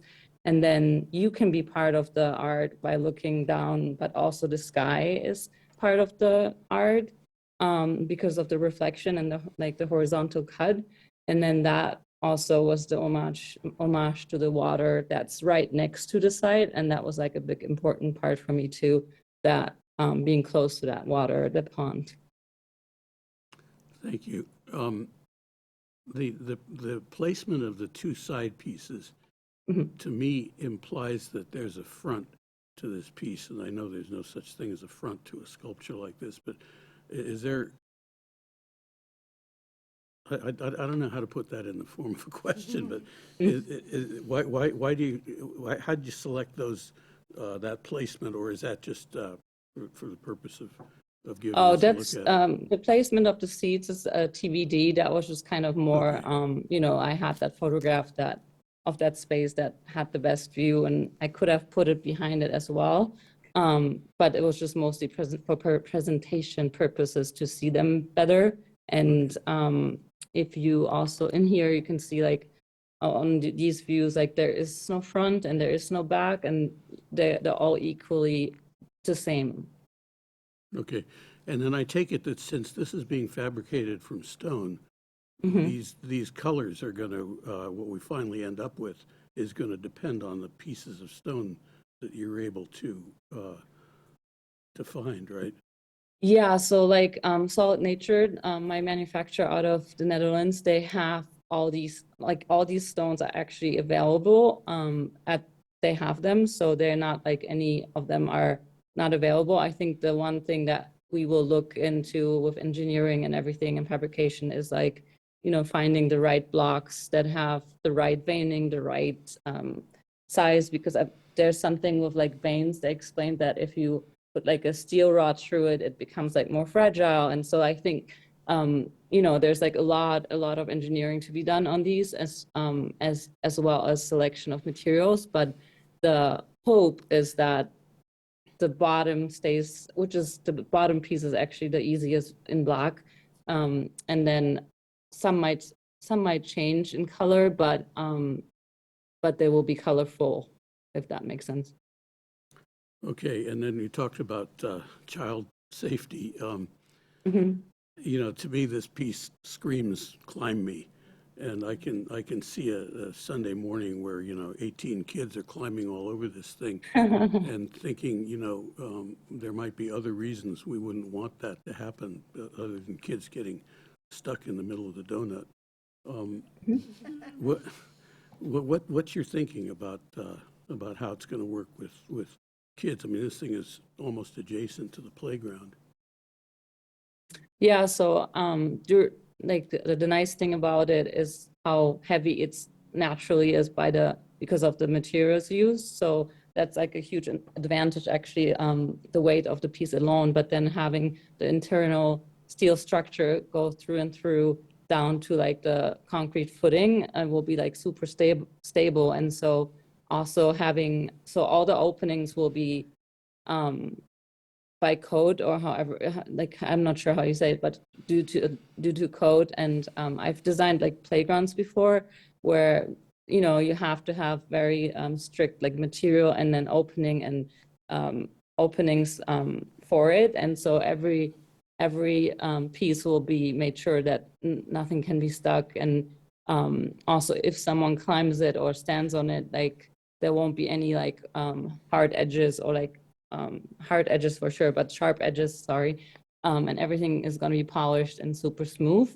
And I mean, it's like any other, you know, marble or public sculpture that you can like, you see around. And so I'm not too worried. And from like my past sculptures that I did, and mostly it's just, you know, mostly it's like touching a lot, like people touching and taking photos and selfies with it, but I haven't experienced yet the climbing situation. One more question. Do you think this piece might have been more impactful in its place if you had more money to spend on it? If I had more money, you mean like in size or?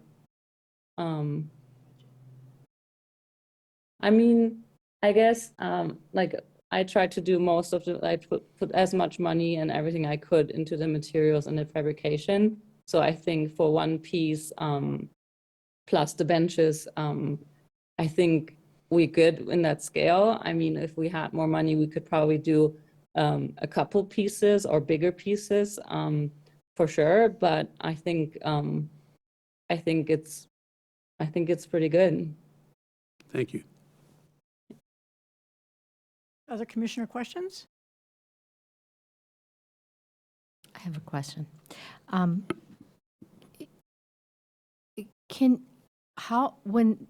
When the final piece is made, will it be shipped in pieces? So the installation will be putting the pieces together, or will the entire sculpture plus the two other pieces come like as is? They come as is.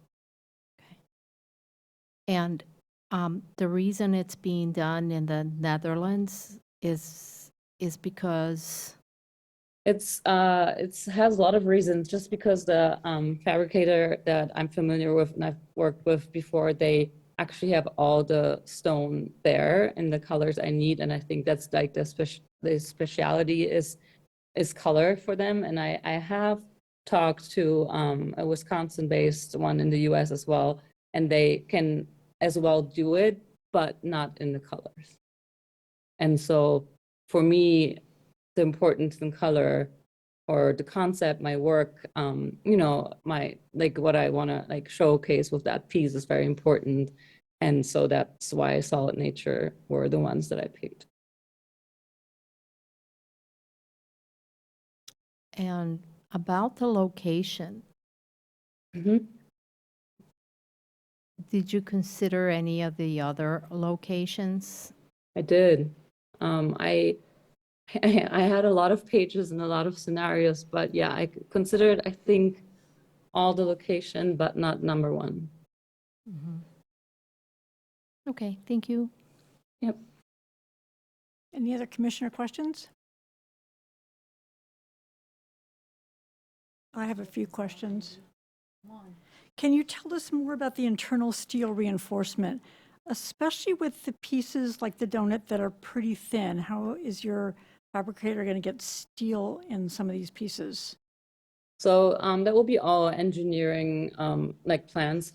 So all my, I'm not sure if you saw my other sculptures. Some of them like always look like they're floating, or they always in that kind of you know, setup as you see. But basically the steel structures are gonna go through each piece, and I can show you some other steel structures, but they kind of all look almost like a robot. They don't go into just like one angle. They go kind of like connecting throughout all pieces. And so the yellow will be connected to the blue, and as well as to the black. And then from the yellow to this, there will be like the straight angle to the sandstone one, but also like a 45 degrees angle to the other part of the donut and so on. So it's kind of like a transformer almost looking like the steel frames that we built. And then some things might shift where the hole might have to be like a little bit smaller or bigger, or the outer must be wider. And that's all to be determined during engineering. So does the steel reinforcement happen once this piece is on site? Or does it happen at the fabricator? Interior, so it's inside, so that's all built. So that's the first step. So we do the engineering, but then the steel will be built, and then you build the sculpture around it. So it's inside of the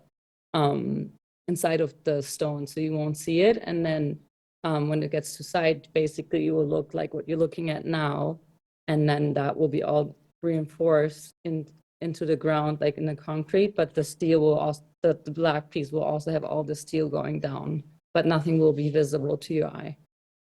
And I'm sorry if this already got asked, I don't think I understood the answer to it.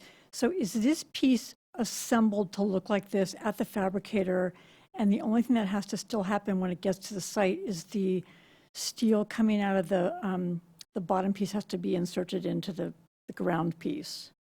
Yeah, so on the side, we actually would have to like dig a hole, pour concrete, and yeah, that's the on-site work. And then it will come out of the container as you look at it, yes. Okay. Have you seen this site in person? Did you get a chance to visit the site? I haven't, but I had some medical things happening in the last few months, but I did a walkthrough with Mariah, and I sent like a TaskRabbit to do a whole park photo shoot for me. So I kind of did all that, but I haven't been there. Okay, I wondered if you realized actually how big this space is. Yes. Okay. I had concepts of a lot of sculptures, but I think of budget reasons, we can't put a whole lot on there.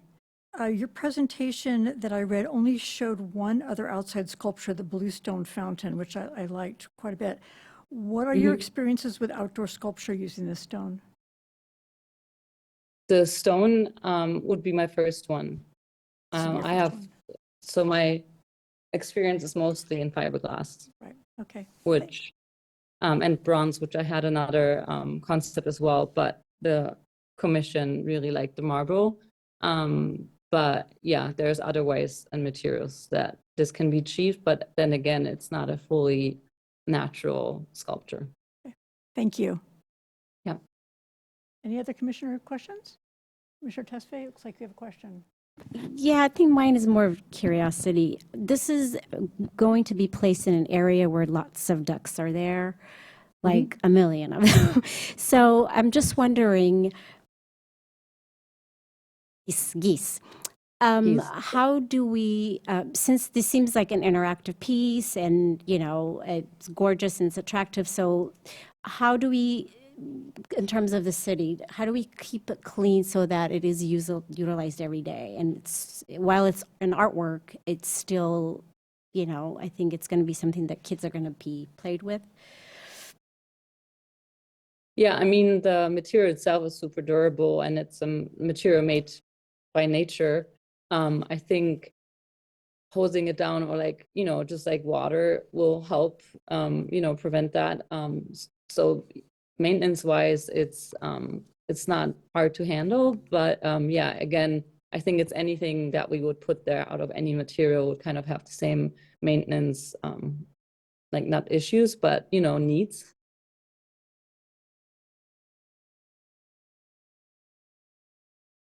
Yeah, Commissioner Tesfaye, that this is probably not much different from the playground itself, which attracts, one, lots of people, which tends to keep the geese away. But at the times like now, when the geese are out there and there aren't a lot of people, luckily very skilled maintenance staff who sometimes have to go out there and do the dirty work of cleaning up the mess that the geese leave. So yes, we're aware of that. And if that happens, we will deal with it. In this park, geese are endemic. They don't migrate. They like it there, and they do their business. And so we do the best we can to try to clean it up afterwards. But that will be a challenge. Geese in the park is a challenge. Commissioner Baltazar. Hi, Alexander. Nice to see you again. I just had one quick question when you talked about lights, because we talked about this a little bit in our last meeting in December. And I recall something about reflective paint or solar Yeah. paint, or I'm just curious because I don't know how hard or easy it is to get lighting around it. Is that still an option or a part of your design?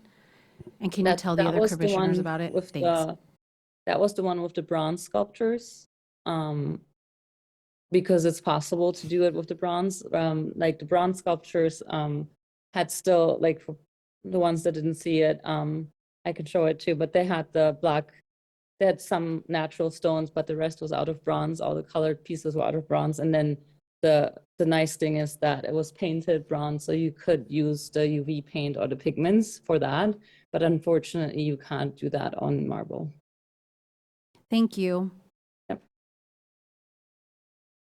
If there are no other questions at this time, I'm going to call for public comments.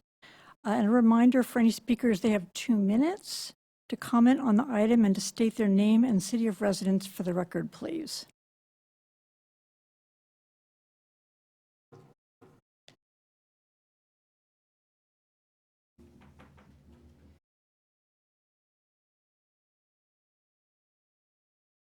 Shall I still share my screen or?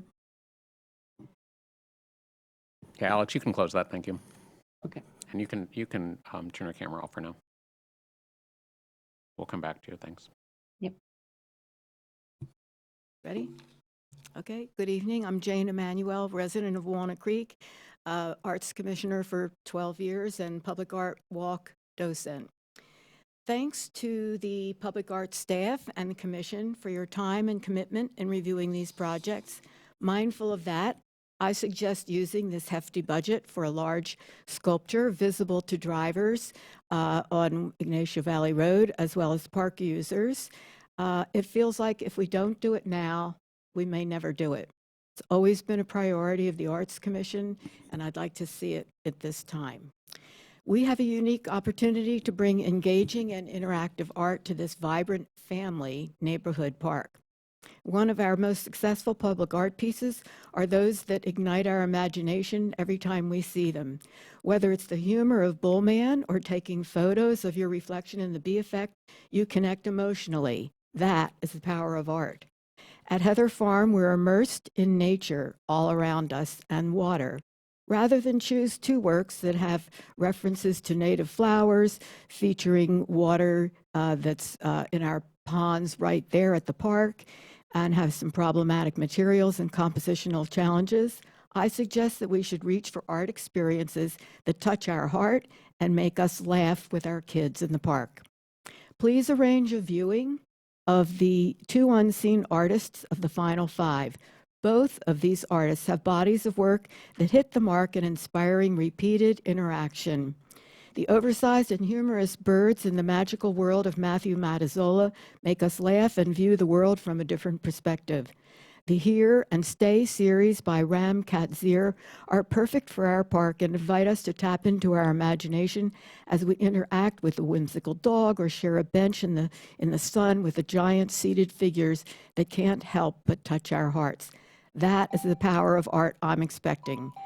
Thank you. As shepherds of our sterling public art collection, it's your job to select art that is unique and stimulating in new ways. I urge you to take your time, not rush, as you consider your goals and how to achieve them. Thank you for your service on this commission. It's nice to see you all again. Thank you.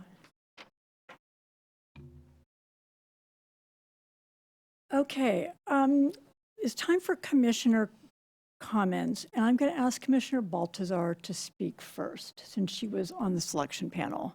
And then I'd like to hear from the other commissioners what their comments are. And Chair, just in case commissioners have any follow-up questions, the artists are still here. Okay. In case you do. So comments is great, but if you do have questions, you can also Thank you. engage with that. Thank you.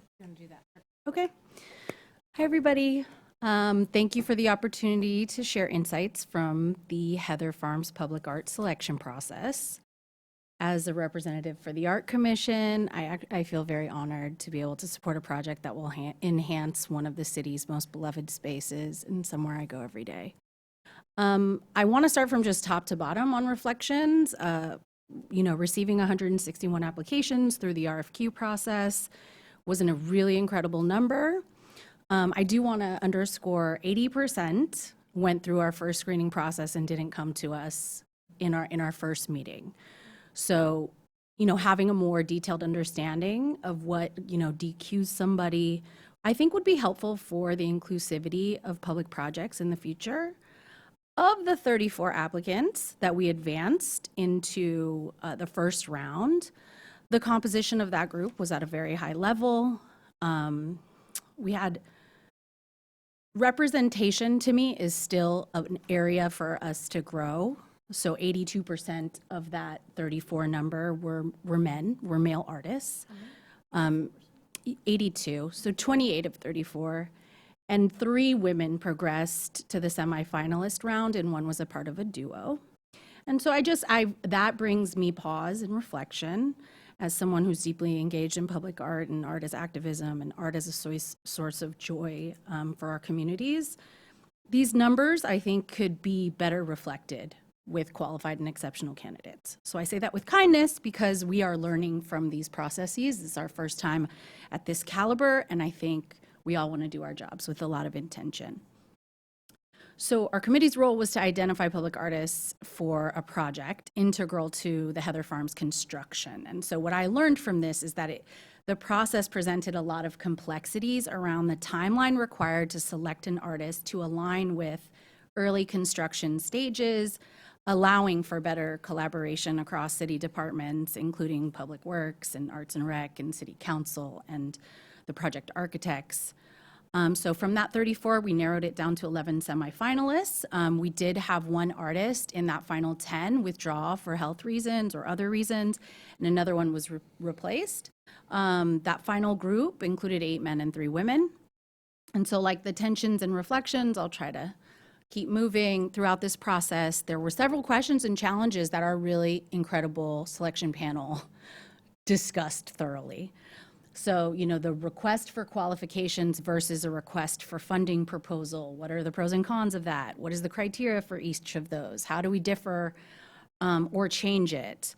Especially in that first batch, we might consider something like the California Arts model where they incorporate outside readers to guarantee a very inclusive group. A suggestion. Equity in selection, how we just ensure an inclusive applicant pool being reflective of Walnut Creek, and we can be leaders in this and not be afraid to want to bring true inclusivity and qualified candidates to our city. Public art and the vision. So what does public art mean for Heather Farms and Walnut Creek, and how do we contextualize this in practice beyond our public art checklist? So could we design creative briefs that give artists more context about our needs when we're designing an RFQ or an RFP? Similar to our public comment tonight, it's like, should we have a large piece? Should we have 3 small pieces? Like that kind of guiding element we didn't have, and we searched for many times within the group, and potentially it was designed for us to design that.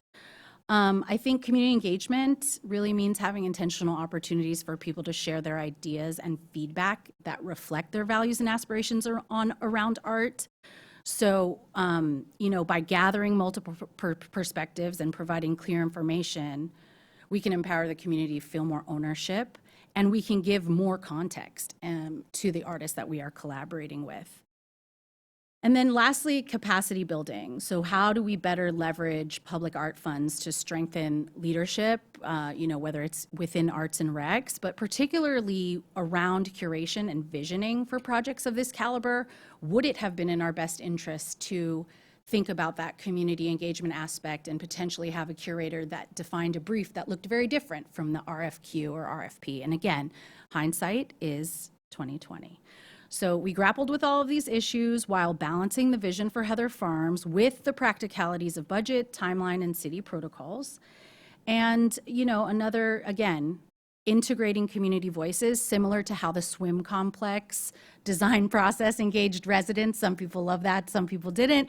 But, survey and other tools that actually engage around the public art. and help us understand what art means to our community to inform future projects with richer insights. So, you know, in all of these challenges and robust conversations and great lunches, thank you to the city. I thought we made thoughtful decisions to meet the complex needs of a space that is still in development. I think the 3 artist concepts, they represent a balance of creativity and functionality and vision, which we had to design while we were in this selection process. So Huda Salza, the poppy installation at the main entrance does blend design and public art to create a welcoming, celebratory atmosphere. Because again, what is, you know, that space potentially? Rentals, weddings, what can we put in there? Michael Galloway, you know, his mural on water inspired, I hear you, Jane, but also at the same time, we thought his fabricator and technical application could at least provide more dimension than a different mural, because it felt like a mural was the direction. And then Alexander Proba, you know, a multidisciplinary artist bringing something sculptural, playful, and whimsical to the outdoor space that it allows you to jump on it if you want to or take a selfie with it, we thought would add some vibrancy and playfulness. This process was quite rigorous and time-consuming, and we had really deep conversations and disagreed about the meaning of public art and its role and the city's economic and cultural needs. So, you know, and also to best serve the multiple stakeholders in this project and minimize complexities or delays related to construction because of public art.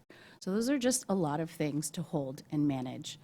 You know, I'd just say lastly, looking ahead, I would double click on inclusivity and collaboration for both the selection process and the creative partnerships that we foster with artists and between the city.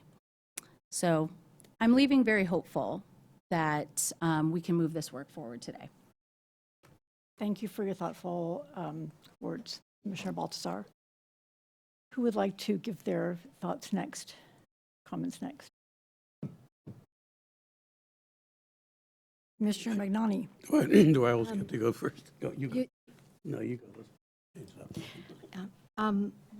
Commissioner Klauber. Yeah, thank you. I completely agree that Walnut Creek needs a signature piece, but that is separate than what we're doing because it was decided in prior meetings that this was the way to move forward with the panel set up to choose different artists for this, for different locations within the park. I want a piece like you do, Jane. I think that would be great. But this was the task. The panel, in my opinion, did an amazing job of going through all the artists that were, you know, came down to, I think, 5 of them. So it's, yes, we can make a record that we still want the signature piece at some point, but I think that train has departed. And that's all I have to say, and I hope that we vote for these 3 to move forward. Thank you, Commissioner Kleber. Commissioner Magnani. Thanks. Can I ask a couple of process questions of Commissioner Baltazar, just so I understand? Started with over 150 applicants, mostly unqualified, narrowed it down to, what'd you say? 34. 34, and then 10, and then 5. And at the end, and then 3. And at the end of the day, we got 3 pieces that are all nature-based and 3 pieces that together come out to, cost-wise, to be just about exactly on target with the city's budget. Was that intentional, or did that just happen? I laugh because I'm thinking of all the conversations we had about that. We had proposals from artists that used the full budget. I don't think there was any one artist that anyone on the panel was like, we want all of those things. I think the location, especially in the first round when we had 34 applicants, as any good artist would, they were like, hey, you didn't have like these other spaces that would be way better for public art. And so they kind of went for it. And we even had to struggle with that, like, oh, did they not follow the rules, or are they actually showing us something that we hadn't considered? And we went back and forth. We were like, should we have multiple pieces? Should we engage one artist only? Are we okay with only one piece? Do we not want to do anything on the building? I mean, it was pretty tough. And like I said, I think if any of us felt this artist, I think they would have gone to bat for that. Yeah. I don't know Okay. if that answers your question. Yeah, I think so. I just want to get a little closer to it. Okay, so in terms of I think we're all hoping for the city, a big signature piece that really makes an impact that's felt by as many people as possible. I think the sculpture comes the closest to that. It might not get us all the way there, and I think that's why I asked about, what could you do if we gave you more money? But yeah, I agree. I mean, if we take this report and adopt these, then we don't get that. That just is what it is. I agree with Jane that I'd personally like to see the other two finalists, just because they exist and they made it that far. And I guess that's a way of saying that I'm not 100% comfortable with with the package we've got. As I say, the sculpture has the biggest impact. It's the most interactive. It'll be seen and reacted with by the largest number of people, not just by people who have reason to go to the community center and aquatic center. The mural is second, on that scale to me. It's you don't have to go inside the building in order to engage with it, and it also solves what I think of as an architectural problem with the building itself, and I'll come back to that. The poppies piece is only, let's face it, only going to be seen by people who use the aquatic center. And much as I like the piece, and without casting any aspersions on it at all, my concern with it is the interaction with the architecture, and this gets back to the mural. The reason the mural solves a problem is because in order to build the building and have it come in budget, compromises have to be made. The architects wanted a big open space at the top of the atrium, and to get that, we have to have a big stucco wall. And as I say, the mural solves the problem of the big stucco wall.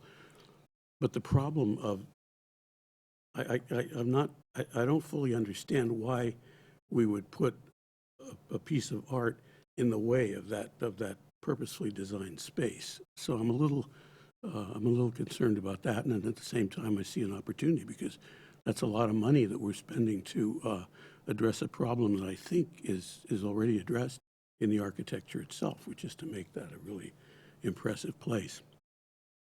So if I had my druthers, I'd spend more money on the sculpture and less money on the poppies, and I think the mural does exactly what we want it to do.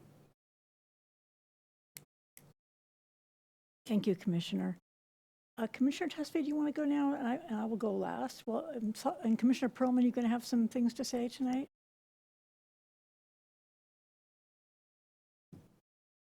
I can go ahead. Thank you so much for your committee and the amount of work that was all put in it, and the choices of the pieces in terms of having a sculpture, a mural, and I'm not sure what to call the poppies, but I love the variety in all three. I think it's successful in that for me. But I think I'm with Jane on this to say that I have also looked at the other two artists and was really captivated. And I trust your reasons to why you came to these artists in this decision. But if there was an opportunity to possibly see the presentation of what the other artists were like, I think that would be nice. But if it means that it's delaying the process of this, I don't want that to be a means of why it's delayed. Of all the pieces that we've looked at, the one that resonated for me would be the poppy seeds. I just enjoyed the way that it filled up the space, and I could see the potential of just a lasting impression, I think, that it makes in the space. I do have a little bit of a concern with the sculpture. Upon first looking at it, without hearing the artist's rationale, even though I could read it, it seemed a bit more polished and really sophisticated for where it's being placed. But I appreciate the concept and the reason to why those pieces were chosen upon hearing what the artist had to say. So I think at this moment, for the amount of money that we are spending in the city, I'm not also 100% sold yet. But if it means that this decision will delay, I don't want that to be the reason. I think the artists chosen are also equally great. It does make sense. I just want to reiterate that we came together as a collective group, and there was myself and other community members, as well as, art professionals and installers. I think that the top 5 group was great, but folks selected, again, if a creative brief would have came out or an RFQ that was like the signature piece for Walnut Creek, I think we would have gotten applications that said that. And candidates that put forward, a lot of folks conceptually gave us the work that they're doing all over the world, which, we're kind of seeing that replicated in some of these. But with that said, the space inside where the poppies are is also rental space for weddings, lots of different kinds of foot traffic besides swimmers. And we thought that was an important piece to understand how to integrate.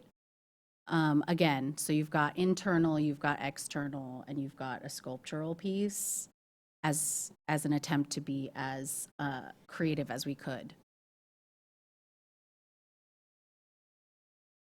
Commissioner Perlman. Yeah, hi. I haven't really said a lot today because my voice is gone, so that's why.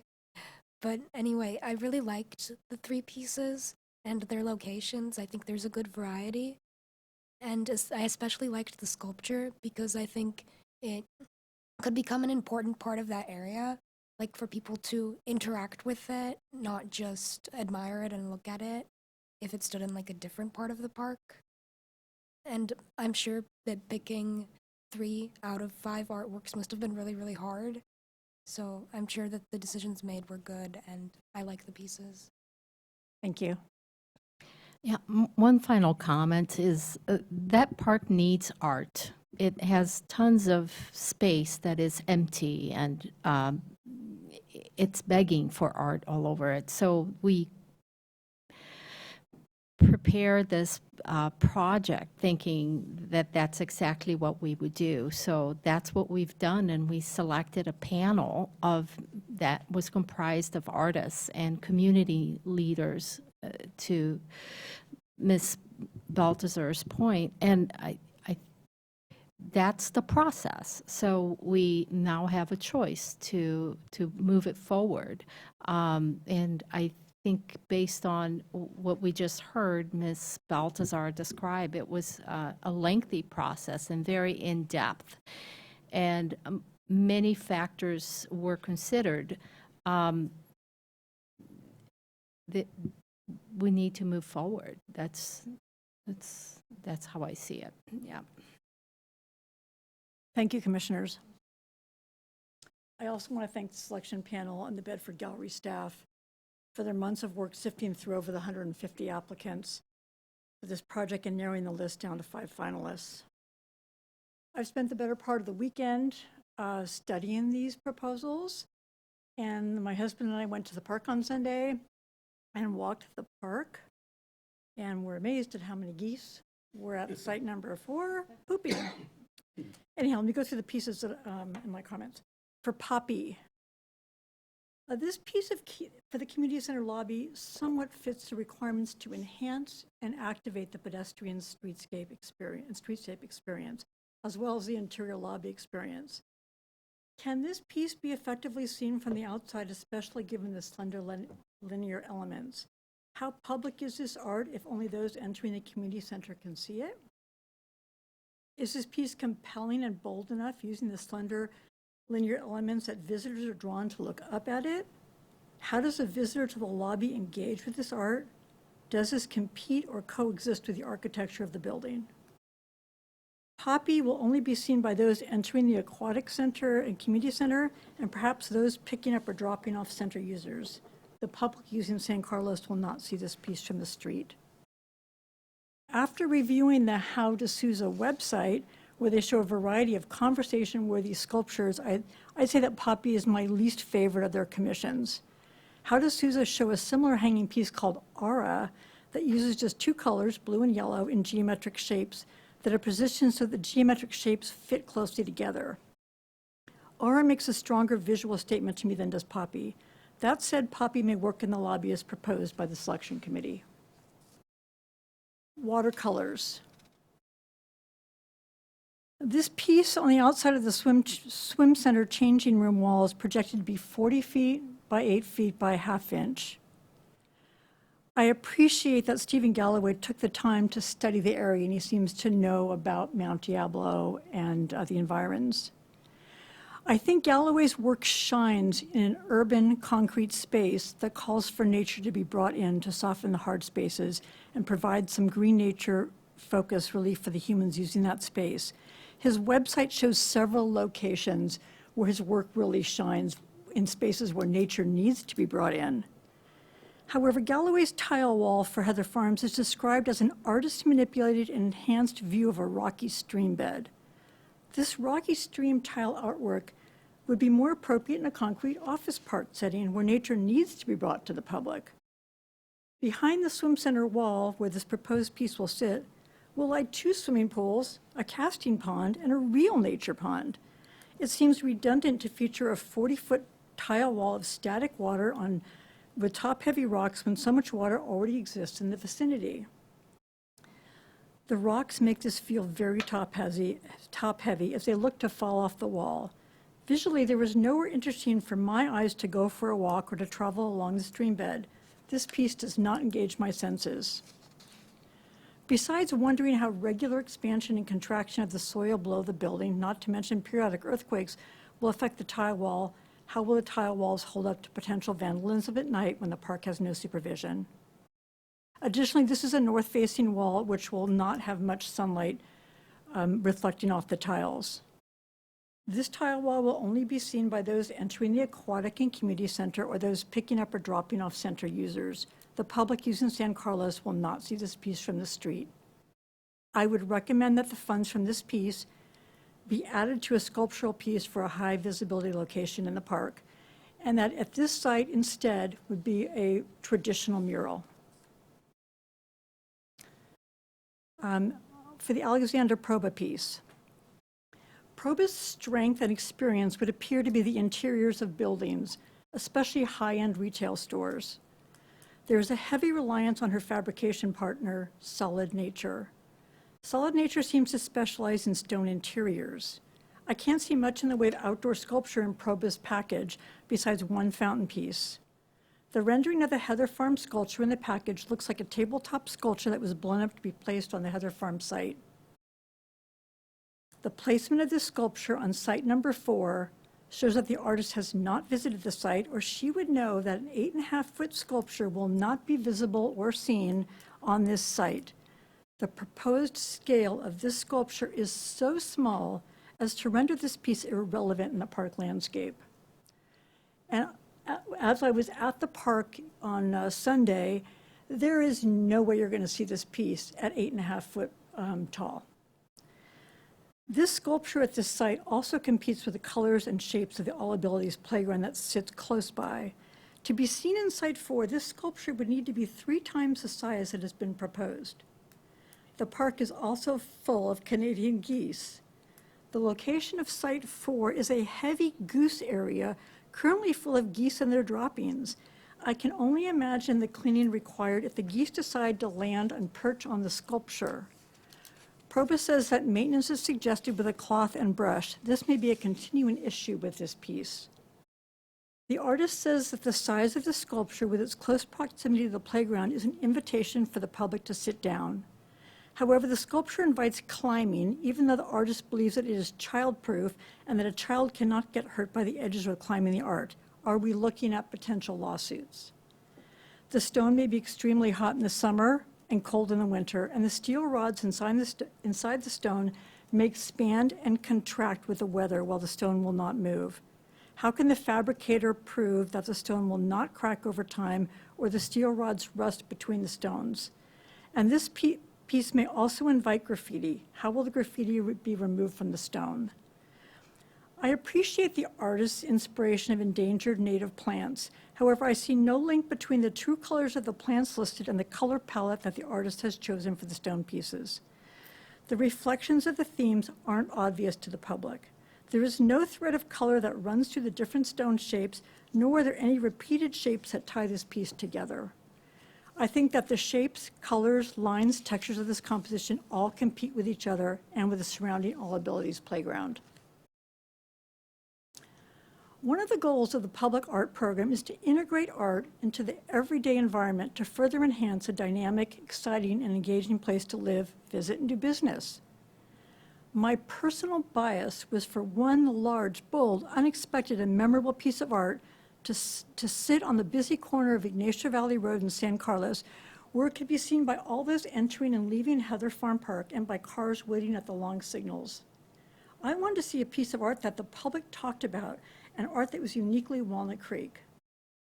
As art commissioners for the city of Walnut Creek, we are tasked with spending the public art fund dollars as wisely as possible and choosing the very best art for that money. Great public art is expensive, and this city and this project deserves the very best that the public art fund money can buy. I would like to know that 10, 15, 20 years from now, when my children and grandchildren visit Heather Farm Park, that I'm proud of what this art commission has chosen for this project. We have been presented with 3 pieces of art that I don't believe fit the requirements of great, memorable, and engaging art for the park.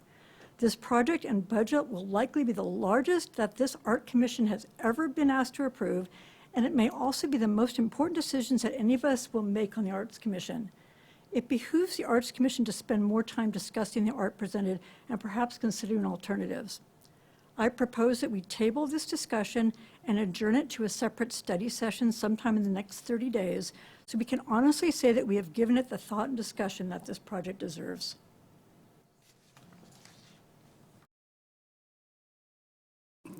Thank you. Can I make one follow-up? And I say this because the process is actually the process, that we chose the spaces and that we gave artists an option to select, and none of the proposals included number 1, a signature piece at Ignacio.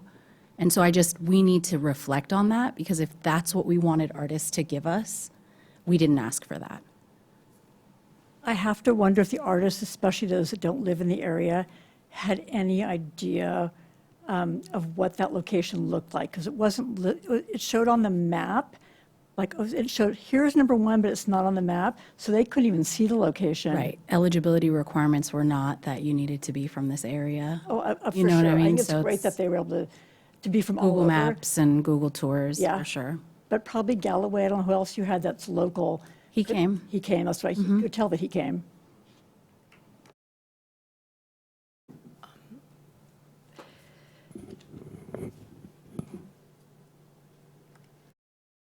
Are there any other commissioner comments? Commissioner Magnani. You had your mic on, then you turn it off. You go ahead. All right.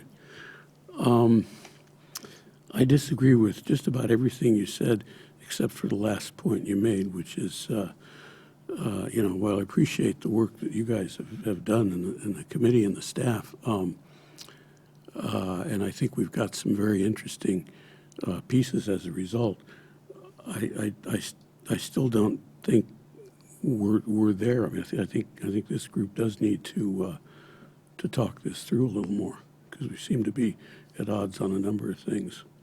So I would support your wish to table it, but maybe not for the reasons you articulated. Fair. Commissioner Klauber. Yeah, I think that a couple of things. The idea that, of course, art is very personal. When you drive through that area of Heather Farms, you don't see any water there. So unless you're like driving like by the back where you're going to go look at, there is a lake, a little pond there, and you actually get out of your car to walk through in the back, you don't see water. So I think Galloway's piece is perfect because it invites people to what else is going on back there that you would normally not see. And I also think that the other artists' work that they are proposing for the new structure, they told us that they were working with the architect and that they want their piece to be seen. So it's a cathedral-like building, and I've used to belong to some sports club around here, I can't remember, Oakwood or something like that, where they have a building and it's just this cathedral-like structure, and it begs for art on the top. And you can't, so I believe it can work together, and they said that they're working with the architect. I'm not debating and trying to debate what you've said, because art is personal and everyone is entitled to their view, especially because there's so many of us. Awesome.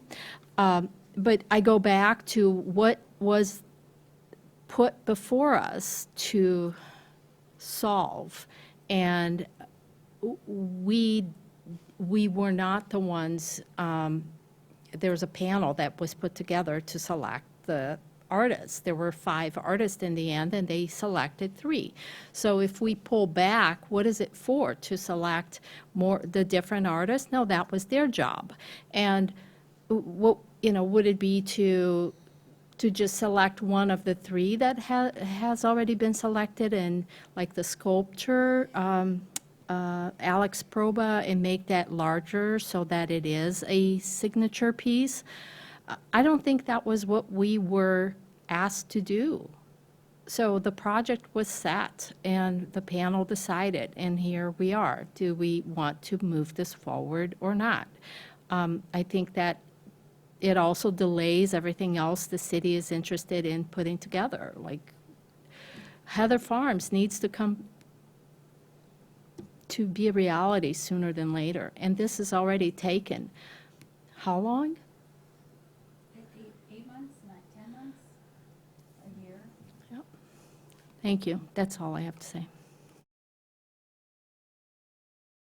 I can understand how the pieces that are in and on the building are time sensitive. A sculpture in the park I would not consider time sensitive. If it's not there when the building opens, it's not there when the building opens. But they're making overall changes to the entire landscape of the place. It's not just the building.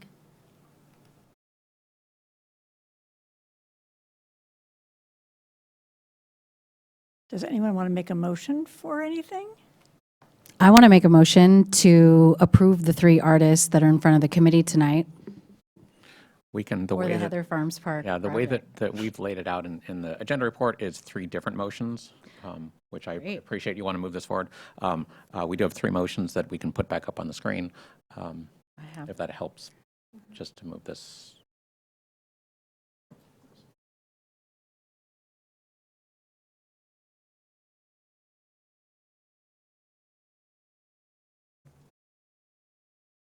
Is it on a certain page?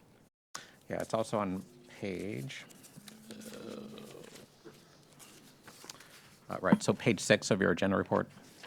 it says commission action needed, if you just want to, do you have that in front of you? I think so. Vice Chair. Let's see, commission action needed.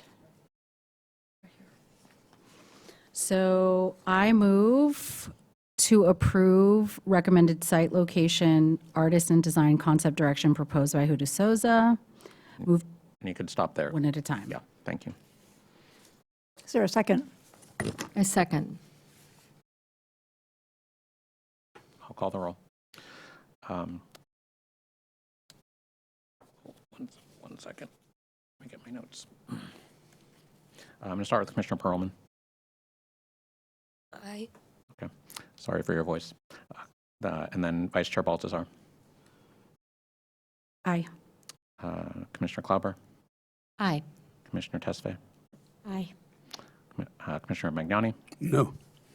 And Chair Dresser. Aye. Motion carries 4-1 officially. Thank you. Should I go through all three? I move to approve recommended site and artist and design conception direction proposed by Stephen Galloway. Is there a second? I second. I'll start with again with Commissioner Pearlman. Aye. Okay. And then Vice Chair Baltazar. Aye. Commissioner Klauber. Aye. Commissioner Tesfaye. Commissioner Magnani. Aye. And then Chair Dresser. No. Okay. Motion carries 4-1 again. Thank you. I move to approve recommended site location artist design concept direction proposed by Alexandra Proba. Is there a second? I'll second that. Okay. Commissioner Pearlman. Aye. Vice Chair Baltazar. Aye. Commissioner Magnani. Aye. Commissioner Tesfaye. Aye. Commissioner Klauber. Aye. And Chair Dresser. No. Motion carries 4-1. Again, thank you. I am proposing that we take a 10-minute break, and we'll get back to it. Thank you, everybody. Thank you. Thank you to the artists for hanging on there. I just want to.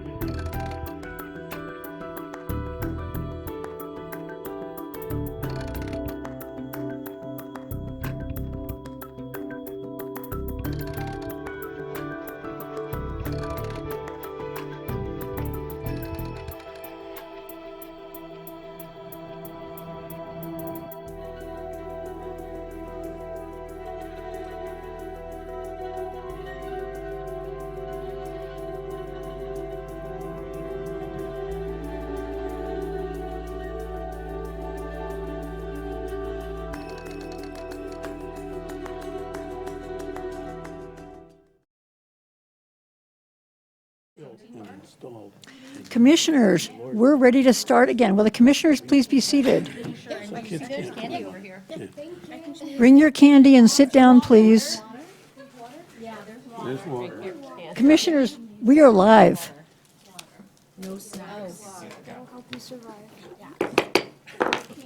That felt really good. We're live, commissioners. Okay, next on the agenda is an item for commission consideration. Item 4B, recommendation of the proposed public art fund budget allocation as part of the fiscal year 26-27 budget process. At this time, I invite staff to provide the presentation. Hello again. So in 2023, the first biennial budget was passed or was approved, and tonight we're bringing to you a new funding request for the fiscal years 2026-2027 Public Art Fund.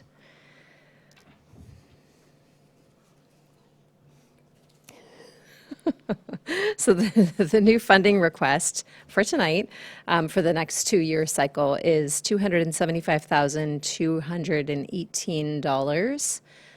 That's the new request. So you'll see on your screens that the current balance as of January in the Public Art Fund is $1,379,788.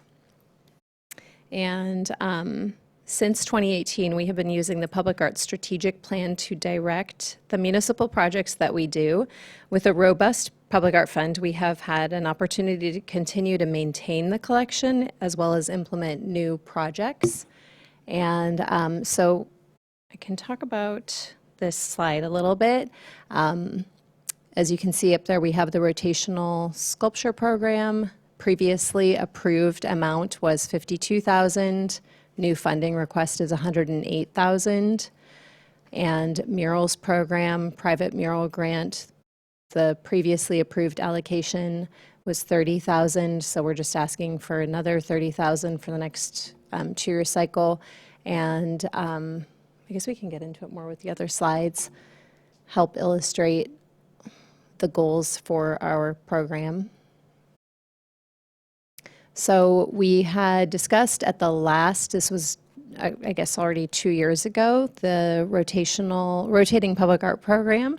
So fabrication and installation of 4 permanent sculpture bases with uplighting.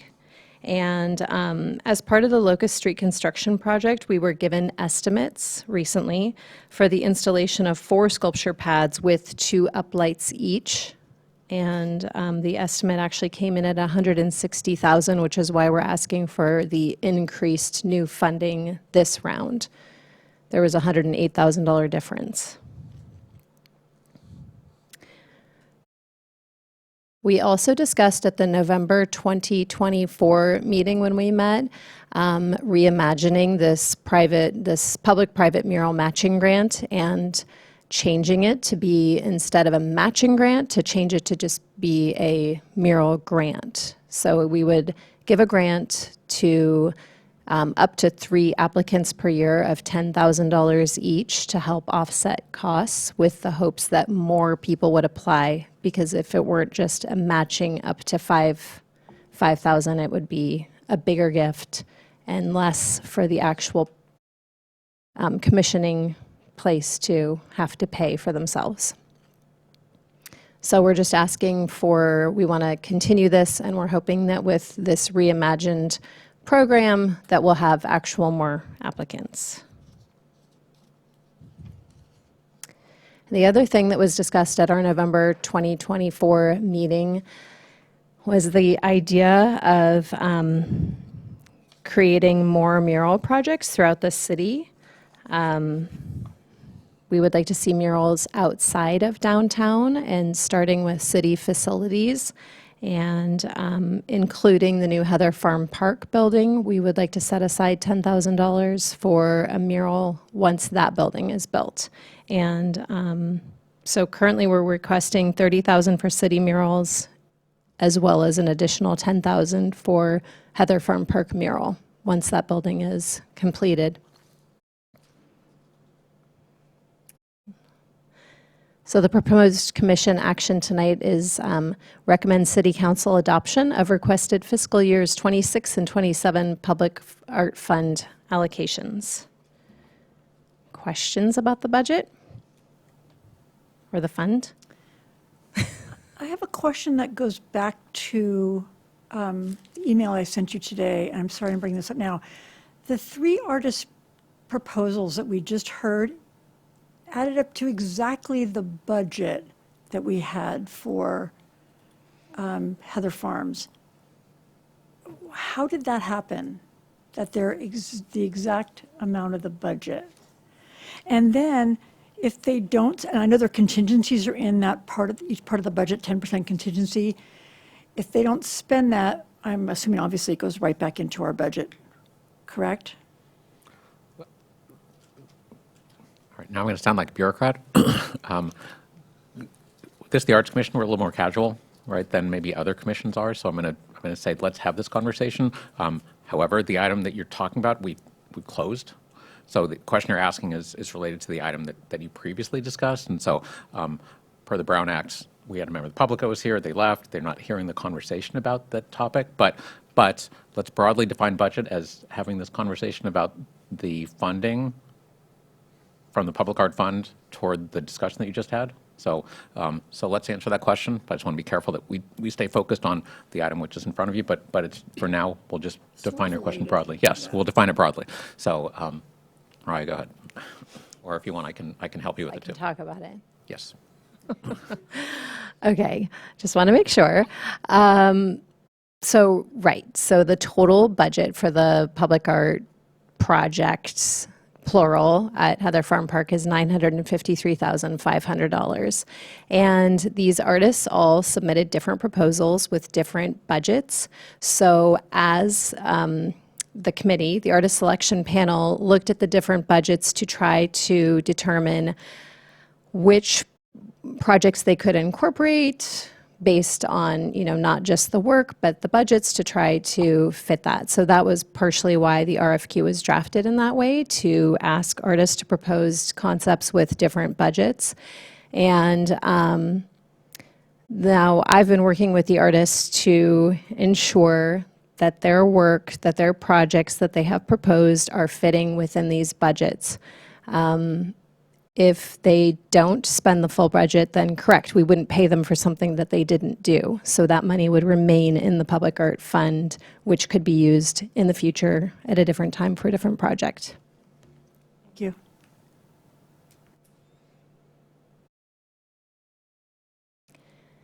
you. Question on the murals program. On page 2, it says this program aims to grow inclusivity and vibrancy through the creation of land acknowledgement murals in city buildings. What do you mean by land acknowledgement murals? So that was something that was discussed as just an idea for a topic of murals. If we put out a request for proposals from different artists, one idea that has been brought up is doing land acknowledgement murals. So basically, how that would look would be determined by the artist who's proposing themselves. We did put up an example of that in the PowerPoint. I don't know if you want to go back to see. So I mean, really, again, we're not art directors, but it could just be something like that. It could be a mural that pays homage to the native people of this land or native species, flora, fauna, something like that, that says that would be unique to this area, basically. I have a question about using the murals ideas and the funds for murals for city-owned property. How do we know what the city-owned properties are, and how do we put that into a plan for us commissioners to look at what properties we have? So there are a few properties that, well, number one would be Heather Farm Park. That's one. We also have the Arts Center out at the Shadelands, the Community Arts Building. We have Boundary Oak Golf Building, the golf course building. And I'm forgetting one, maybe Kevin, because there were 4 that we determined, or the other side. I'm familiar with the city buildings, but what about walls? Like, for example, as you leave Walnut Creek by that, I think it's Newell and Broadway, and you go out, there is a long corridor of 2 walls, and there is Las Lomas High School on the right. Is that Walnut Creek Wall? It's like a corridor. Oh, you're talking about walls, like Walls. actual walls that are built in the city. Those are fenced, like cement walls. Are those, I am not sure if those are city-owned or are they? That's Broadway Extension, correct? No, it's the, I don't know what it's called, but it goes right by Las Lomas High School. Is that what it's called? The walls have to be city property, right? Because I always see city trucks and PG&E trucks there. I would have to check and see. Right, it could be Caltrans. Or it could be owned by the Broadway, I'm not sure. So I think what we're saying is for the purpose of this discussion today is looking for your support for recommending to council the contribution towards city facilities. We were going to come back to you, right, to determine which of the many, right, city buildings, Structures. walls, et cetera, may be the most suitable for a mural. And we can identify which ones are public. That the city owns. Some are public, but might be owned by another public utility, for example. But we'll find that out. Thank you. Thanks for bringing me back, as you are so good at that. Are there any other questions for Mariah? Or I know, I think Yasmini has another question. Well, I'm not sure because I don't see it here in the presentation, but, so my debate is whether the 25% of this arts manager or arts supervisor or supervisor position should come out of or fund the arts fund versus the general fund. So I read the municipal code and it says up to 25% for administrative expenses. So I want, what is 25% of the administrative budget? So what is the administrative budget? Is that separate from this budget that we have before us today? Right. So I'm just going to pull in your staff report. We speak to the language in the public art master plan. I will recite that for you. So this is the master plan, page 5. It says public art fund. The public art fund may be used to provide art on public sites, acquire and install art, maintain municipally owned art, support exhibitions of public art, and fund staffing and other administrative costs associated with the public art program. Then it says, as a guideline, not more than 25% of the total staffing budget shall be allocated from the public art fund. Our staffing budget, it consists of one person, which is our public art supervisor, public art manager. And so 25% of that salary over 2 years is on the screen in front of you, which is that $61,618. So that's what's being prepared in the budget that staff is putting together for the city council to consider. And so the council is the one that set the cap on that contribution of 25%, because if not from the public art fund, it would come from the general fund. And so then that's a question of priorities. So But my question is, yeah. what is the administrative fund? The administrative fund is each one of the divisions in the arts and recreation budget has a budget, right? The public arts program has its own division. And so that division consists of salary, consists of materials, supplies, maintenance, other operation maintenance items. But specific to this budget, this request, it's only staff. Is that right? It's only staff. Yeah. So is that considered an administrative expense Absolutely. and part of the administrative fund? Part of the Because public that's art. what, I only read the municipal code that is, I think it ends with a .106. So it's 1-10.106. Sorry, I'm a lawyer. But so I didn't understand why, the bottom line is, why is our public art fund paying for staff salary when it should be from the general fund? Just, Well, if that's a philosophical question about why the city council back in 2016 determined why they wanted to pay a portion of staff salaries from the public art fund, I can't answer that.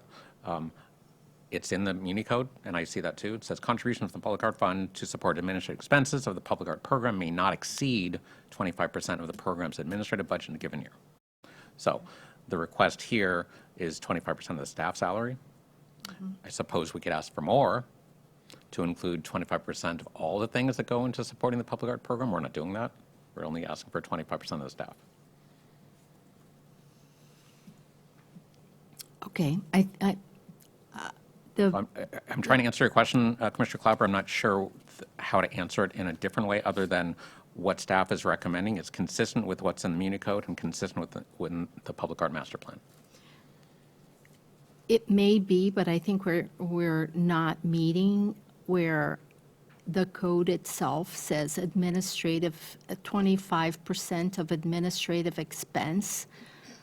25% of the administrative expense should not be over 25% of what the administrative fund is. So my question was, what is the administrative fund? And is that distinct from the public art fund budget that we have in front of us? Because I wanted to see what is that 25%? Is that per the municipal code? Right. I'll But read it. I'll with- read the language again. So contributions from the Public Art have Fund to support administrative expenses of the public art program may not exceed 25% of the program's administrative budget, not administrative fund, administrative budget. So what I described to you is the division within which we pay all of the expenses out of the public art program include staff salary and other operation and maintenance costs. And so consistent with what's in here, staff is recommending 25% of the staff salary only be paid for out of the public art fund, which is the same thing that's been done since 2016. Historically, and what you quoted in the first quote, what was that from? The section 10-10.106, No, earlier when you said that through. the Public Art Master Plan. Wait. This would take all night, so thank you. I appreciate it. Sure. Yeah.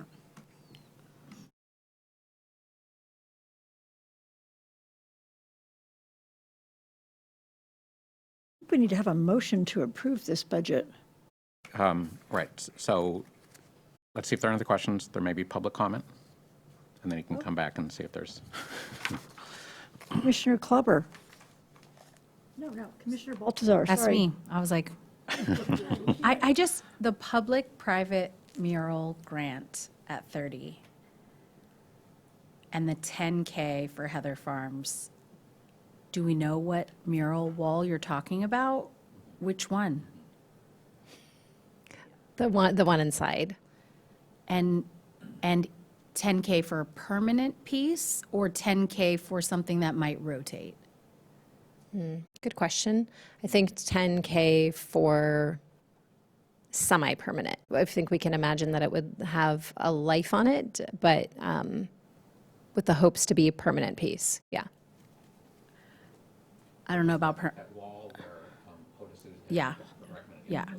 I love that the Art Commission can support a mural inside of there. I don't think that this is allocated right for that piece, both for long-term, and I think we need a little more strategy around, if it is a rotating piece, it is it every 3 years, could we come up with 10K every, if it's a hand-painted mural, I mean, maybe a decade, I just, that feels like, how do we manage that alongside of all of these other things around Heather Farms?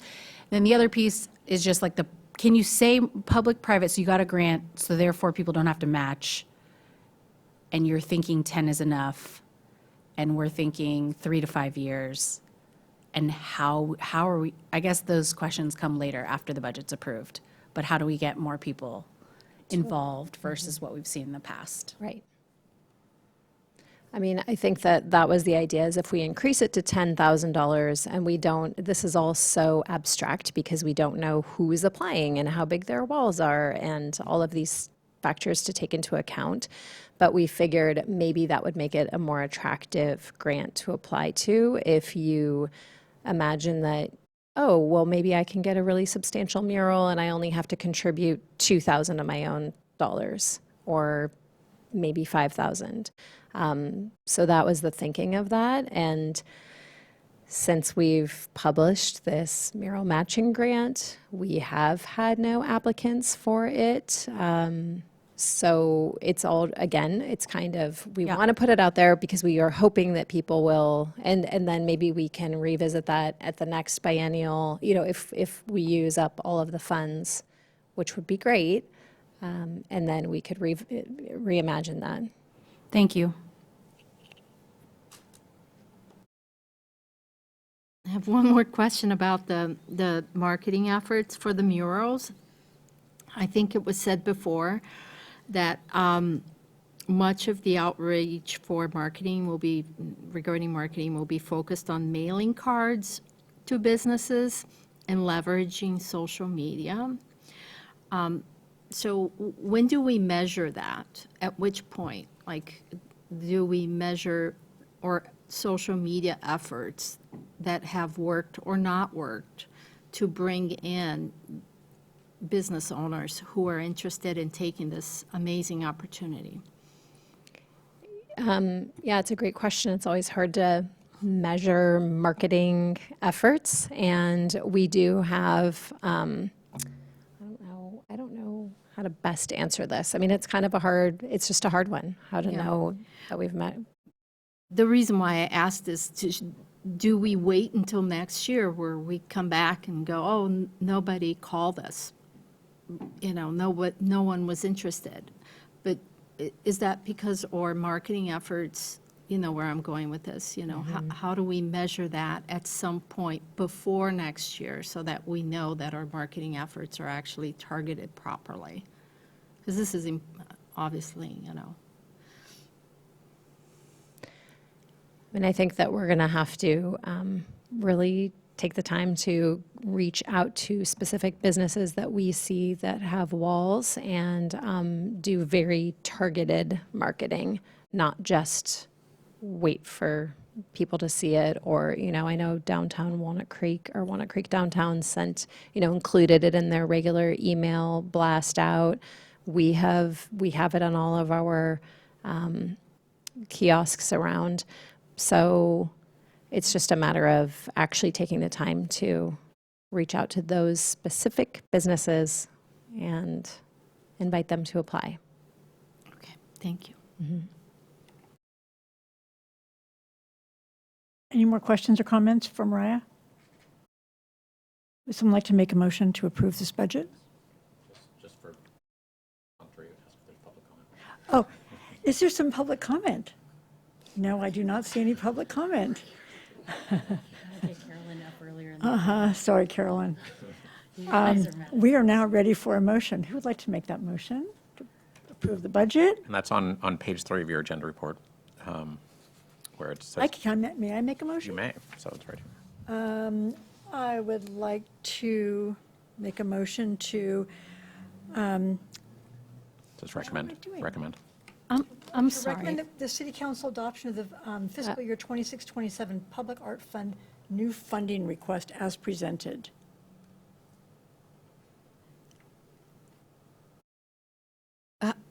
Is this approve as a whole, or can I pick what parts of the budget that I approve or not approve? Or can I make that into my final comment? It's just a procedural question. Well, that's a two-part question. You can put whatever you like in your comments, right? Two, there is a motion on the floor. If there's a second, we're moving forward with the motion as presented, which was the total presentation. Yeah. If that motion doesn't carry, then a subsequent motion could be made. Okay, thank you. Is there a second? Second.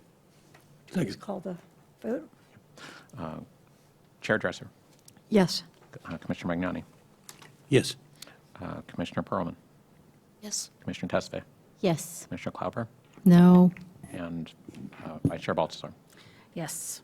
Motion carries officially 4-1. Thank you. Next on the agenda is an item for commission consideration. Item 4C to identify Arts Commissioner's key issues for input into City Council priority setting. At this time, I invite staff to provide the presentation. This is me. Thank you. Again, for the record, Kevin Safine, Director of Arts and Recreation. So you have a staff report in front of you, which I will not read. But some of you who've been here for 2 years recognize this process, which is similar to one we did in 2023.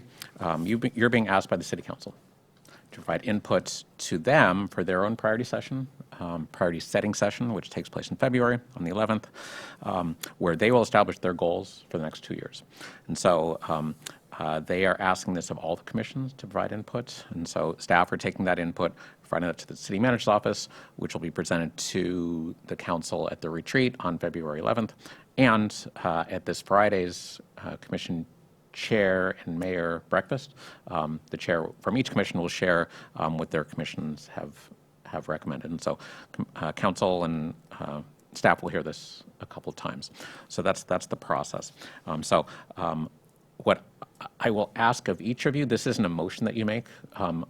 Staff will take input from individual commissioners if you have any, and then we'll synthesize that and share that with the city manager's office. So while you are thinking about what your comments may be, I will share with you the current council priorities, which again is in your report, which I won't go into detail, but there are 5. The first is diversity, equity, and inclusion, which from the report talks about further establishing Walnut Creek as an inclusive community that welcomes diversity. You have an attachment that goes into much greater detail, which you've read. I'm just trying to hit the highlights. Second is economic development and job creation, which promotes economic diversification, adapts to changes in office uses, capitalizing economic strengths, improving jobs housing balance, enhancing downtown attractions and infrastructure, and streamlining permitting process. That's number 2.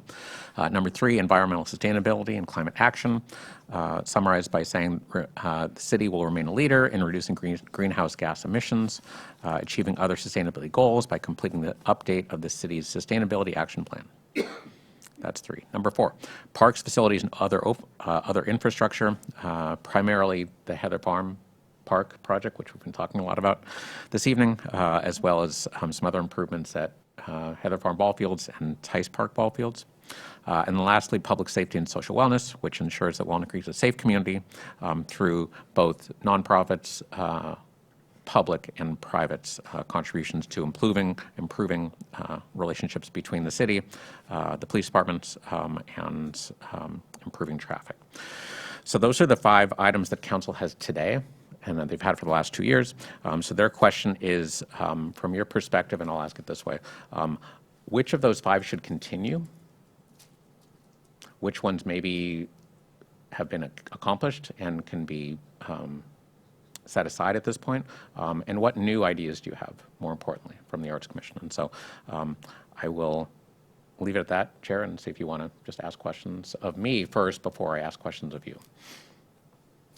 It seems hard to say that we don't want any of the 5 to continue, but I notice there's nothing that really relates to the arts in this 5.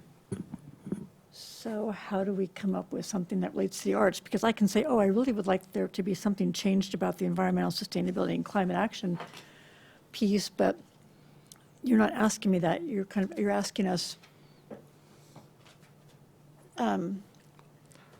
Yeah, I feel like I don't know if they care about what I think about environmental sustainability and climate action. I won't include that as part of the summary. What I would suggest is, yes, think about this first from your lens as arts commissioners, and you're also citizens. And you may have input on these priorities too, and I think that'd be helpful for them to hear that, and I'm happy to share with them. Here's first your perspective as arts commissioners, and if you have other thoughts, why not? Let's let some other commissioners go first. Okay. So I'll ask the question of you, of these 5, are there any, and Sarah, here you go. I'll ask you, are there any of these 5 that you would like to see continue? We'll start with that. Yes, continue. I agree. I think they should all continue. Okay. I would agree with that. And potentially to add one that is art-focused. Okay, then let's come back to that adding in a second. So I'm hearing some consensus around continue all 5. Other thoughts? Yes, continue all 5, please. Okay. Continue. Okay. Commissioner Klauper? Yes, continue. Okay. However, I think we should include or be able to think about additional ones. Sure. And given what's happening in the world, I think it's only fair for us to be asked to think about it further. Thank you. Okay. So I hear you. Recommend that the council continue the 5 priorities they have today. Check. Now, if there's anything you'd like to add. So I don't know if that was the vice chair had thoughts or Commissioner Klauber, but happy to hear your thoughts as commissioners about what other items you would like to add. I have a couple. I think with our art commission lens, I think I'd like to see a city priority be to get that signature piece that we all are talking about. I don't think that's realistic, but I think we should put it on the list and let them make their own decision about it. And then from the perspective of a citizen, I listened to this discussion at the Design Review Commission, and they didn't have much to add, but one thing that they had to add that I thought was sensible is in view of what's happened in Los Angeles in the last few weeks, that under public safety and social well-being, that we need to take a good hard look at the city's emergency preparedness plans.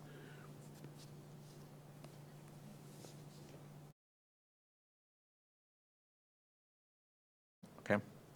Other thoughts? I'm not sure I'm going to word this correctly, but along with the fire safety and emergency preparedness, we're seeing insurance companies drop homeowners insurance left and right, including my own. And to get new insurance, companies are requiring major changes to people's landscaping. And that's going to potentially change the look of the city. And I think the city needs to be, I don't want to say prepared or proactive, because I don't want the fire chief walking around and telling everybody they've got to cut every plant 5 feet from their house. But there needs to be needs to address what's going on with both fire safety in relation to sustainability and climate change, and all those things are kind of integrated to make sure we don't end up with a city that has nothing green left in it in the name of fire safety.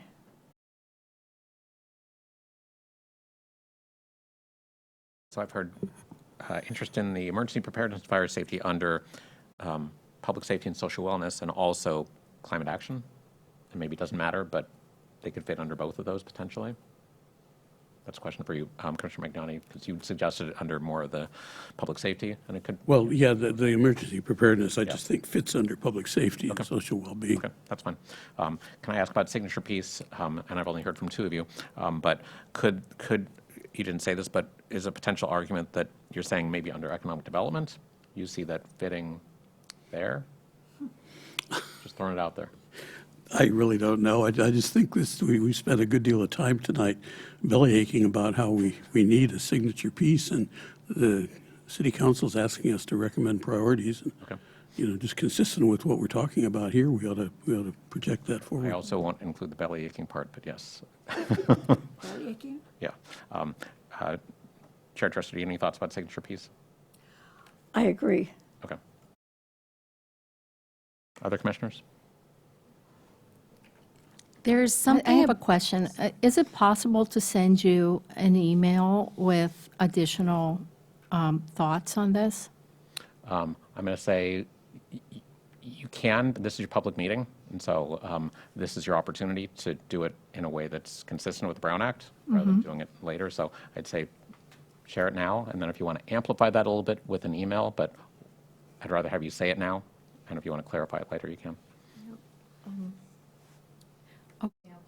I'll keep thinking, noodling in my head. I'll pass it on to the others. Your vice chair, I think, had the thought too.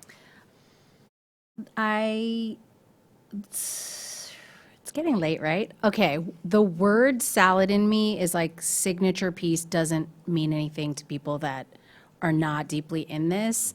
So, and words matter in this case. So it's just, even if the words like public art and again, words cultural vibrance, something that says we prioritize the public art aspect element, I could be good with. It doesn't, I just want to, like, how do we define signature piece? What does that look like against public art? Blah, blah, blah. This kind of thing happens in my head. So are you saying prioritize public art, and then one example of that could be support for a signature piece? Sure. One example. Sure. Okay. And continue to enhance the public art pieces and experience in Walnut Creek and locations.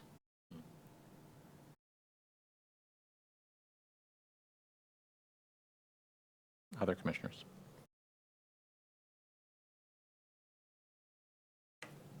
I'll say this. Excuse me.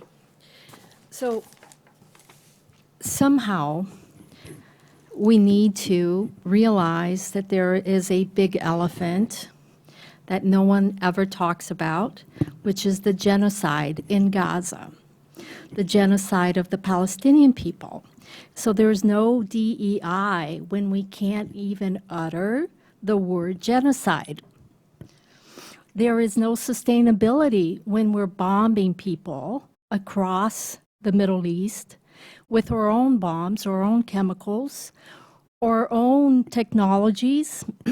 So where do we go from that, which is not even mentioned in our discourse, to diversity, equity, and inclusion, or environmental sustainability? So I think we need to address that elephant, and that's my proposal, to add it on to here. I think as City Council needs to know and needs to do something about it as a community. Thank you. Okay.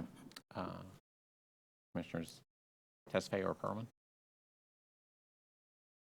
How do you feel about signature piece, or the way that Vice Chair Baltzar talked about this was broader support for public art, including signature piece, and then other opportunities? I don't misspeak what you're saying, Sarah. I think taking under consideration Commissioner Klauber's points about how we contextualize the narrative within the city, I think are these bullet points, or are they true values that we believe in and operate by? And I want to make sure we're giving that the time and attention that we need. So does that mean we need a review committee or to break off in order to get you the language that you need? But if we were to take under consideration what it means, what DEI means in this context, including marginalized groups, then what does that also mean for climate? How do we actually fund projects or look at construction, investment or divestment? Then it feels like not enough time to write the right language today. And I'm not trying to put pressure on you. I'm trying to respond to my direction, which is to get something to the city manager's office tomorrow, so I can help inform their process. Any other thoughts on public art signature piece? Yes, I think the way it was worded earlier I think that sounds fair. I also agree with that. That's a good idea. Okay, so I heard comments about public art signature piece, additional opportunities for public art and locations. I heard comments about climate action / public safety related to fire safety and emergency preparedness. And I heard comments about marginalized groups addressing what's happening in the world related to DEI and environmental sustainability. Okay. Say the word, Kevin. It's genocide. That's what I said. Are you interested in having anti-genocide in language? Yes. Okay. I just want to make sure I understand. I want us to make an affirmative step toward us as a community to have discourse around this atrocity. And because as a member of the public, or as an arts commissioner, you can't, it's not fair. It makes no sense to go about putting things that seem like bullet points into a space that hasn't really contextualized or even addressed or said the word out loud. And I think it's necessary to do it. I think we need to start openly talking about the atrocity, this genocide that continues to happen till today. And it just makes our existence more validated And I think everyone needs protection. So what I'm talking about hits all the points that all these 5 points that we have here. We just need to be able to communicate that and have debates about it. And I haven't heard anyone within the city have any sort of discussion about it. How do you protect your citizens from that? I'm a citizen, I'm a Palestinian, right? So that's my call to action. Thank you. All right. Staff has collected your comments. Thank you, Chair. At this time, I invite staff to provide presentations.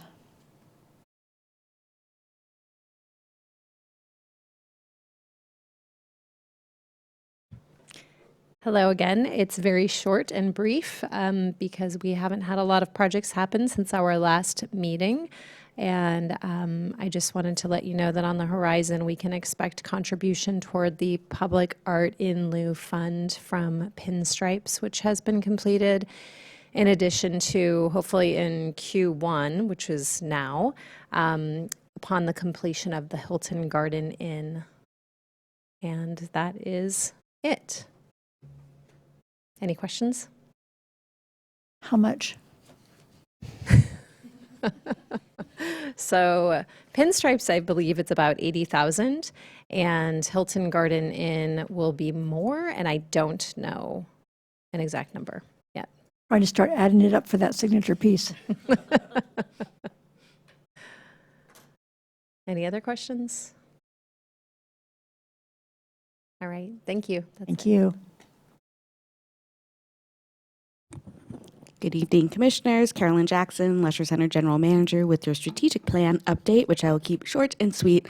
With the highest priority thing we're doing right now is implementing a new ticketing software and customer relationship management software that combines all of our needs for ticketing, marketing, and fundraising into one system never before had at the Lesher Center.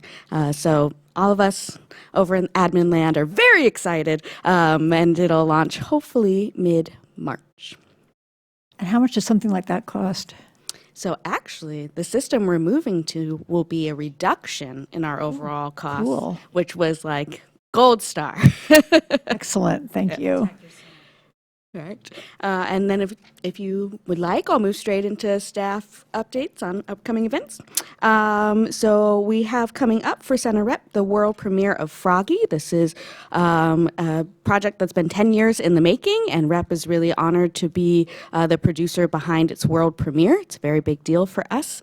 And that begins performances February 9th, and it will be very different from anything you've seen before. It merges graphic novels, film noir, virtual reality, kind of the onset of these interactive virtual reality video games, plus a thriller and all sorts of fun stuff in there too, and a lot of really exciting projection work that will be, again, very different from what you've seen before. And from the headliner series, February 20th, we've got Mandy Patinkin, which we're very excited about. And then our annual College Notes, February 21st and 22nd, with a cappella groups from universities across the country. They come here to perform, as well as going out into the community with our Lesher Center in Your Neighborhood events to do performances and workshops with schools and community groups. Thank you. Thank you, Carolyn.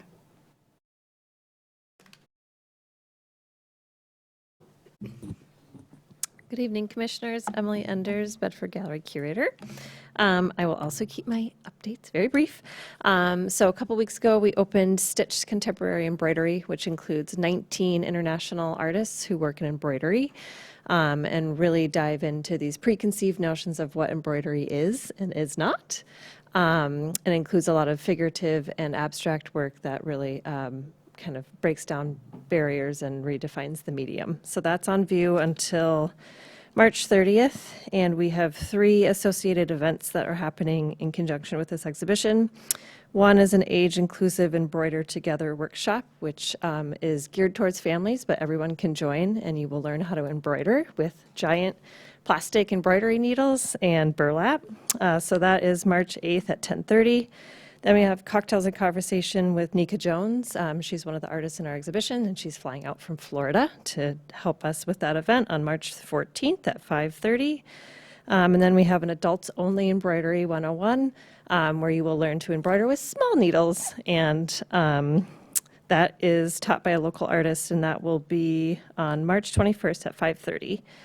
In April, early April, we open Limitless, Celebrating Artists with Disabilities, which is an exhibition of over 60 artists who are working at Creativity Explored, Creative Growth, and NIAD to further artistic endeavors and their careers. And so please join us for that. It's going to be great. And that show will travel all over the U.S. after it opens at the Bedford.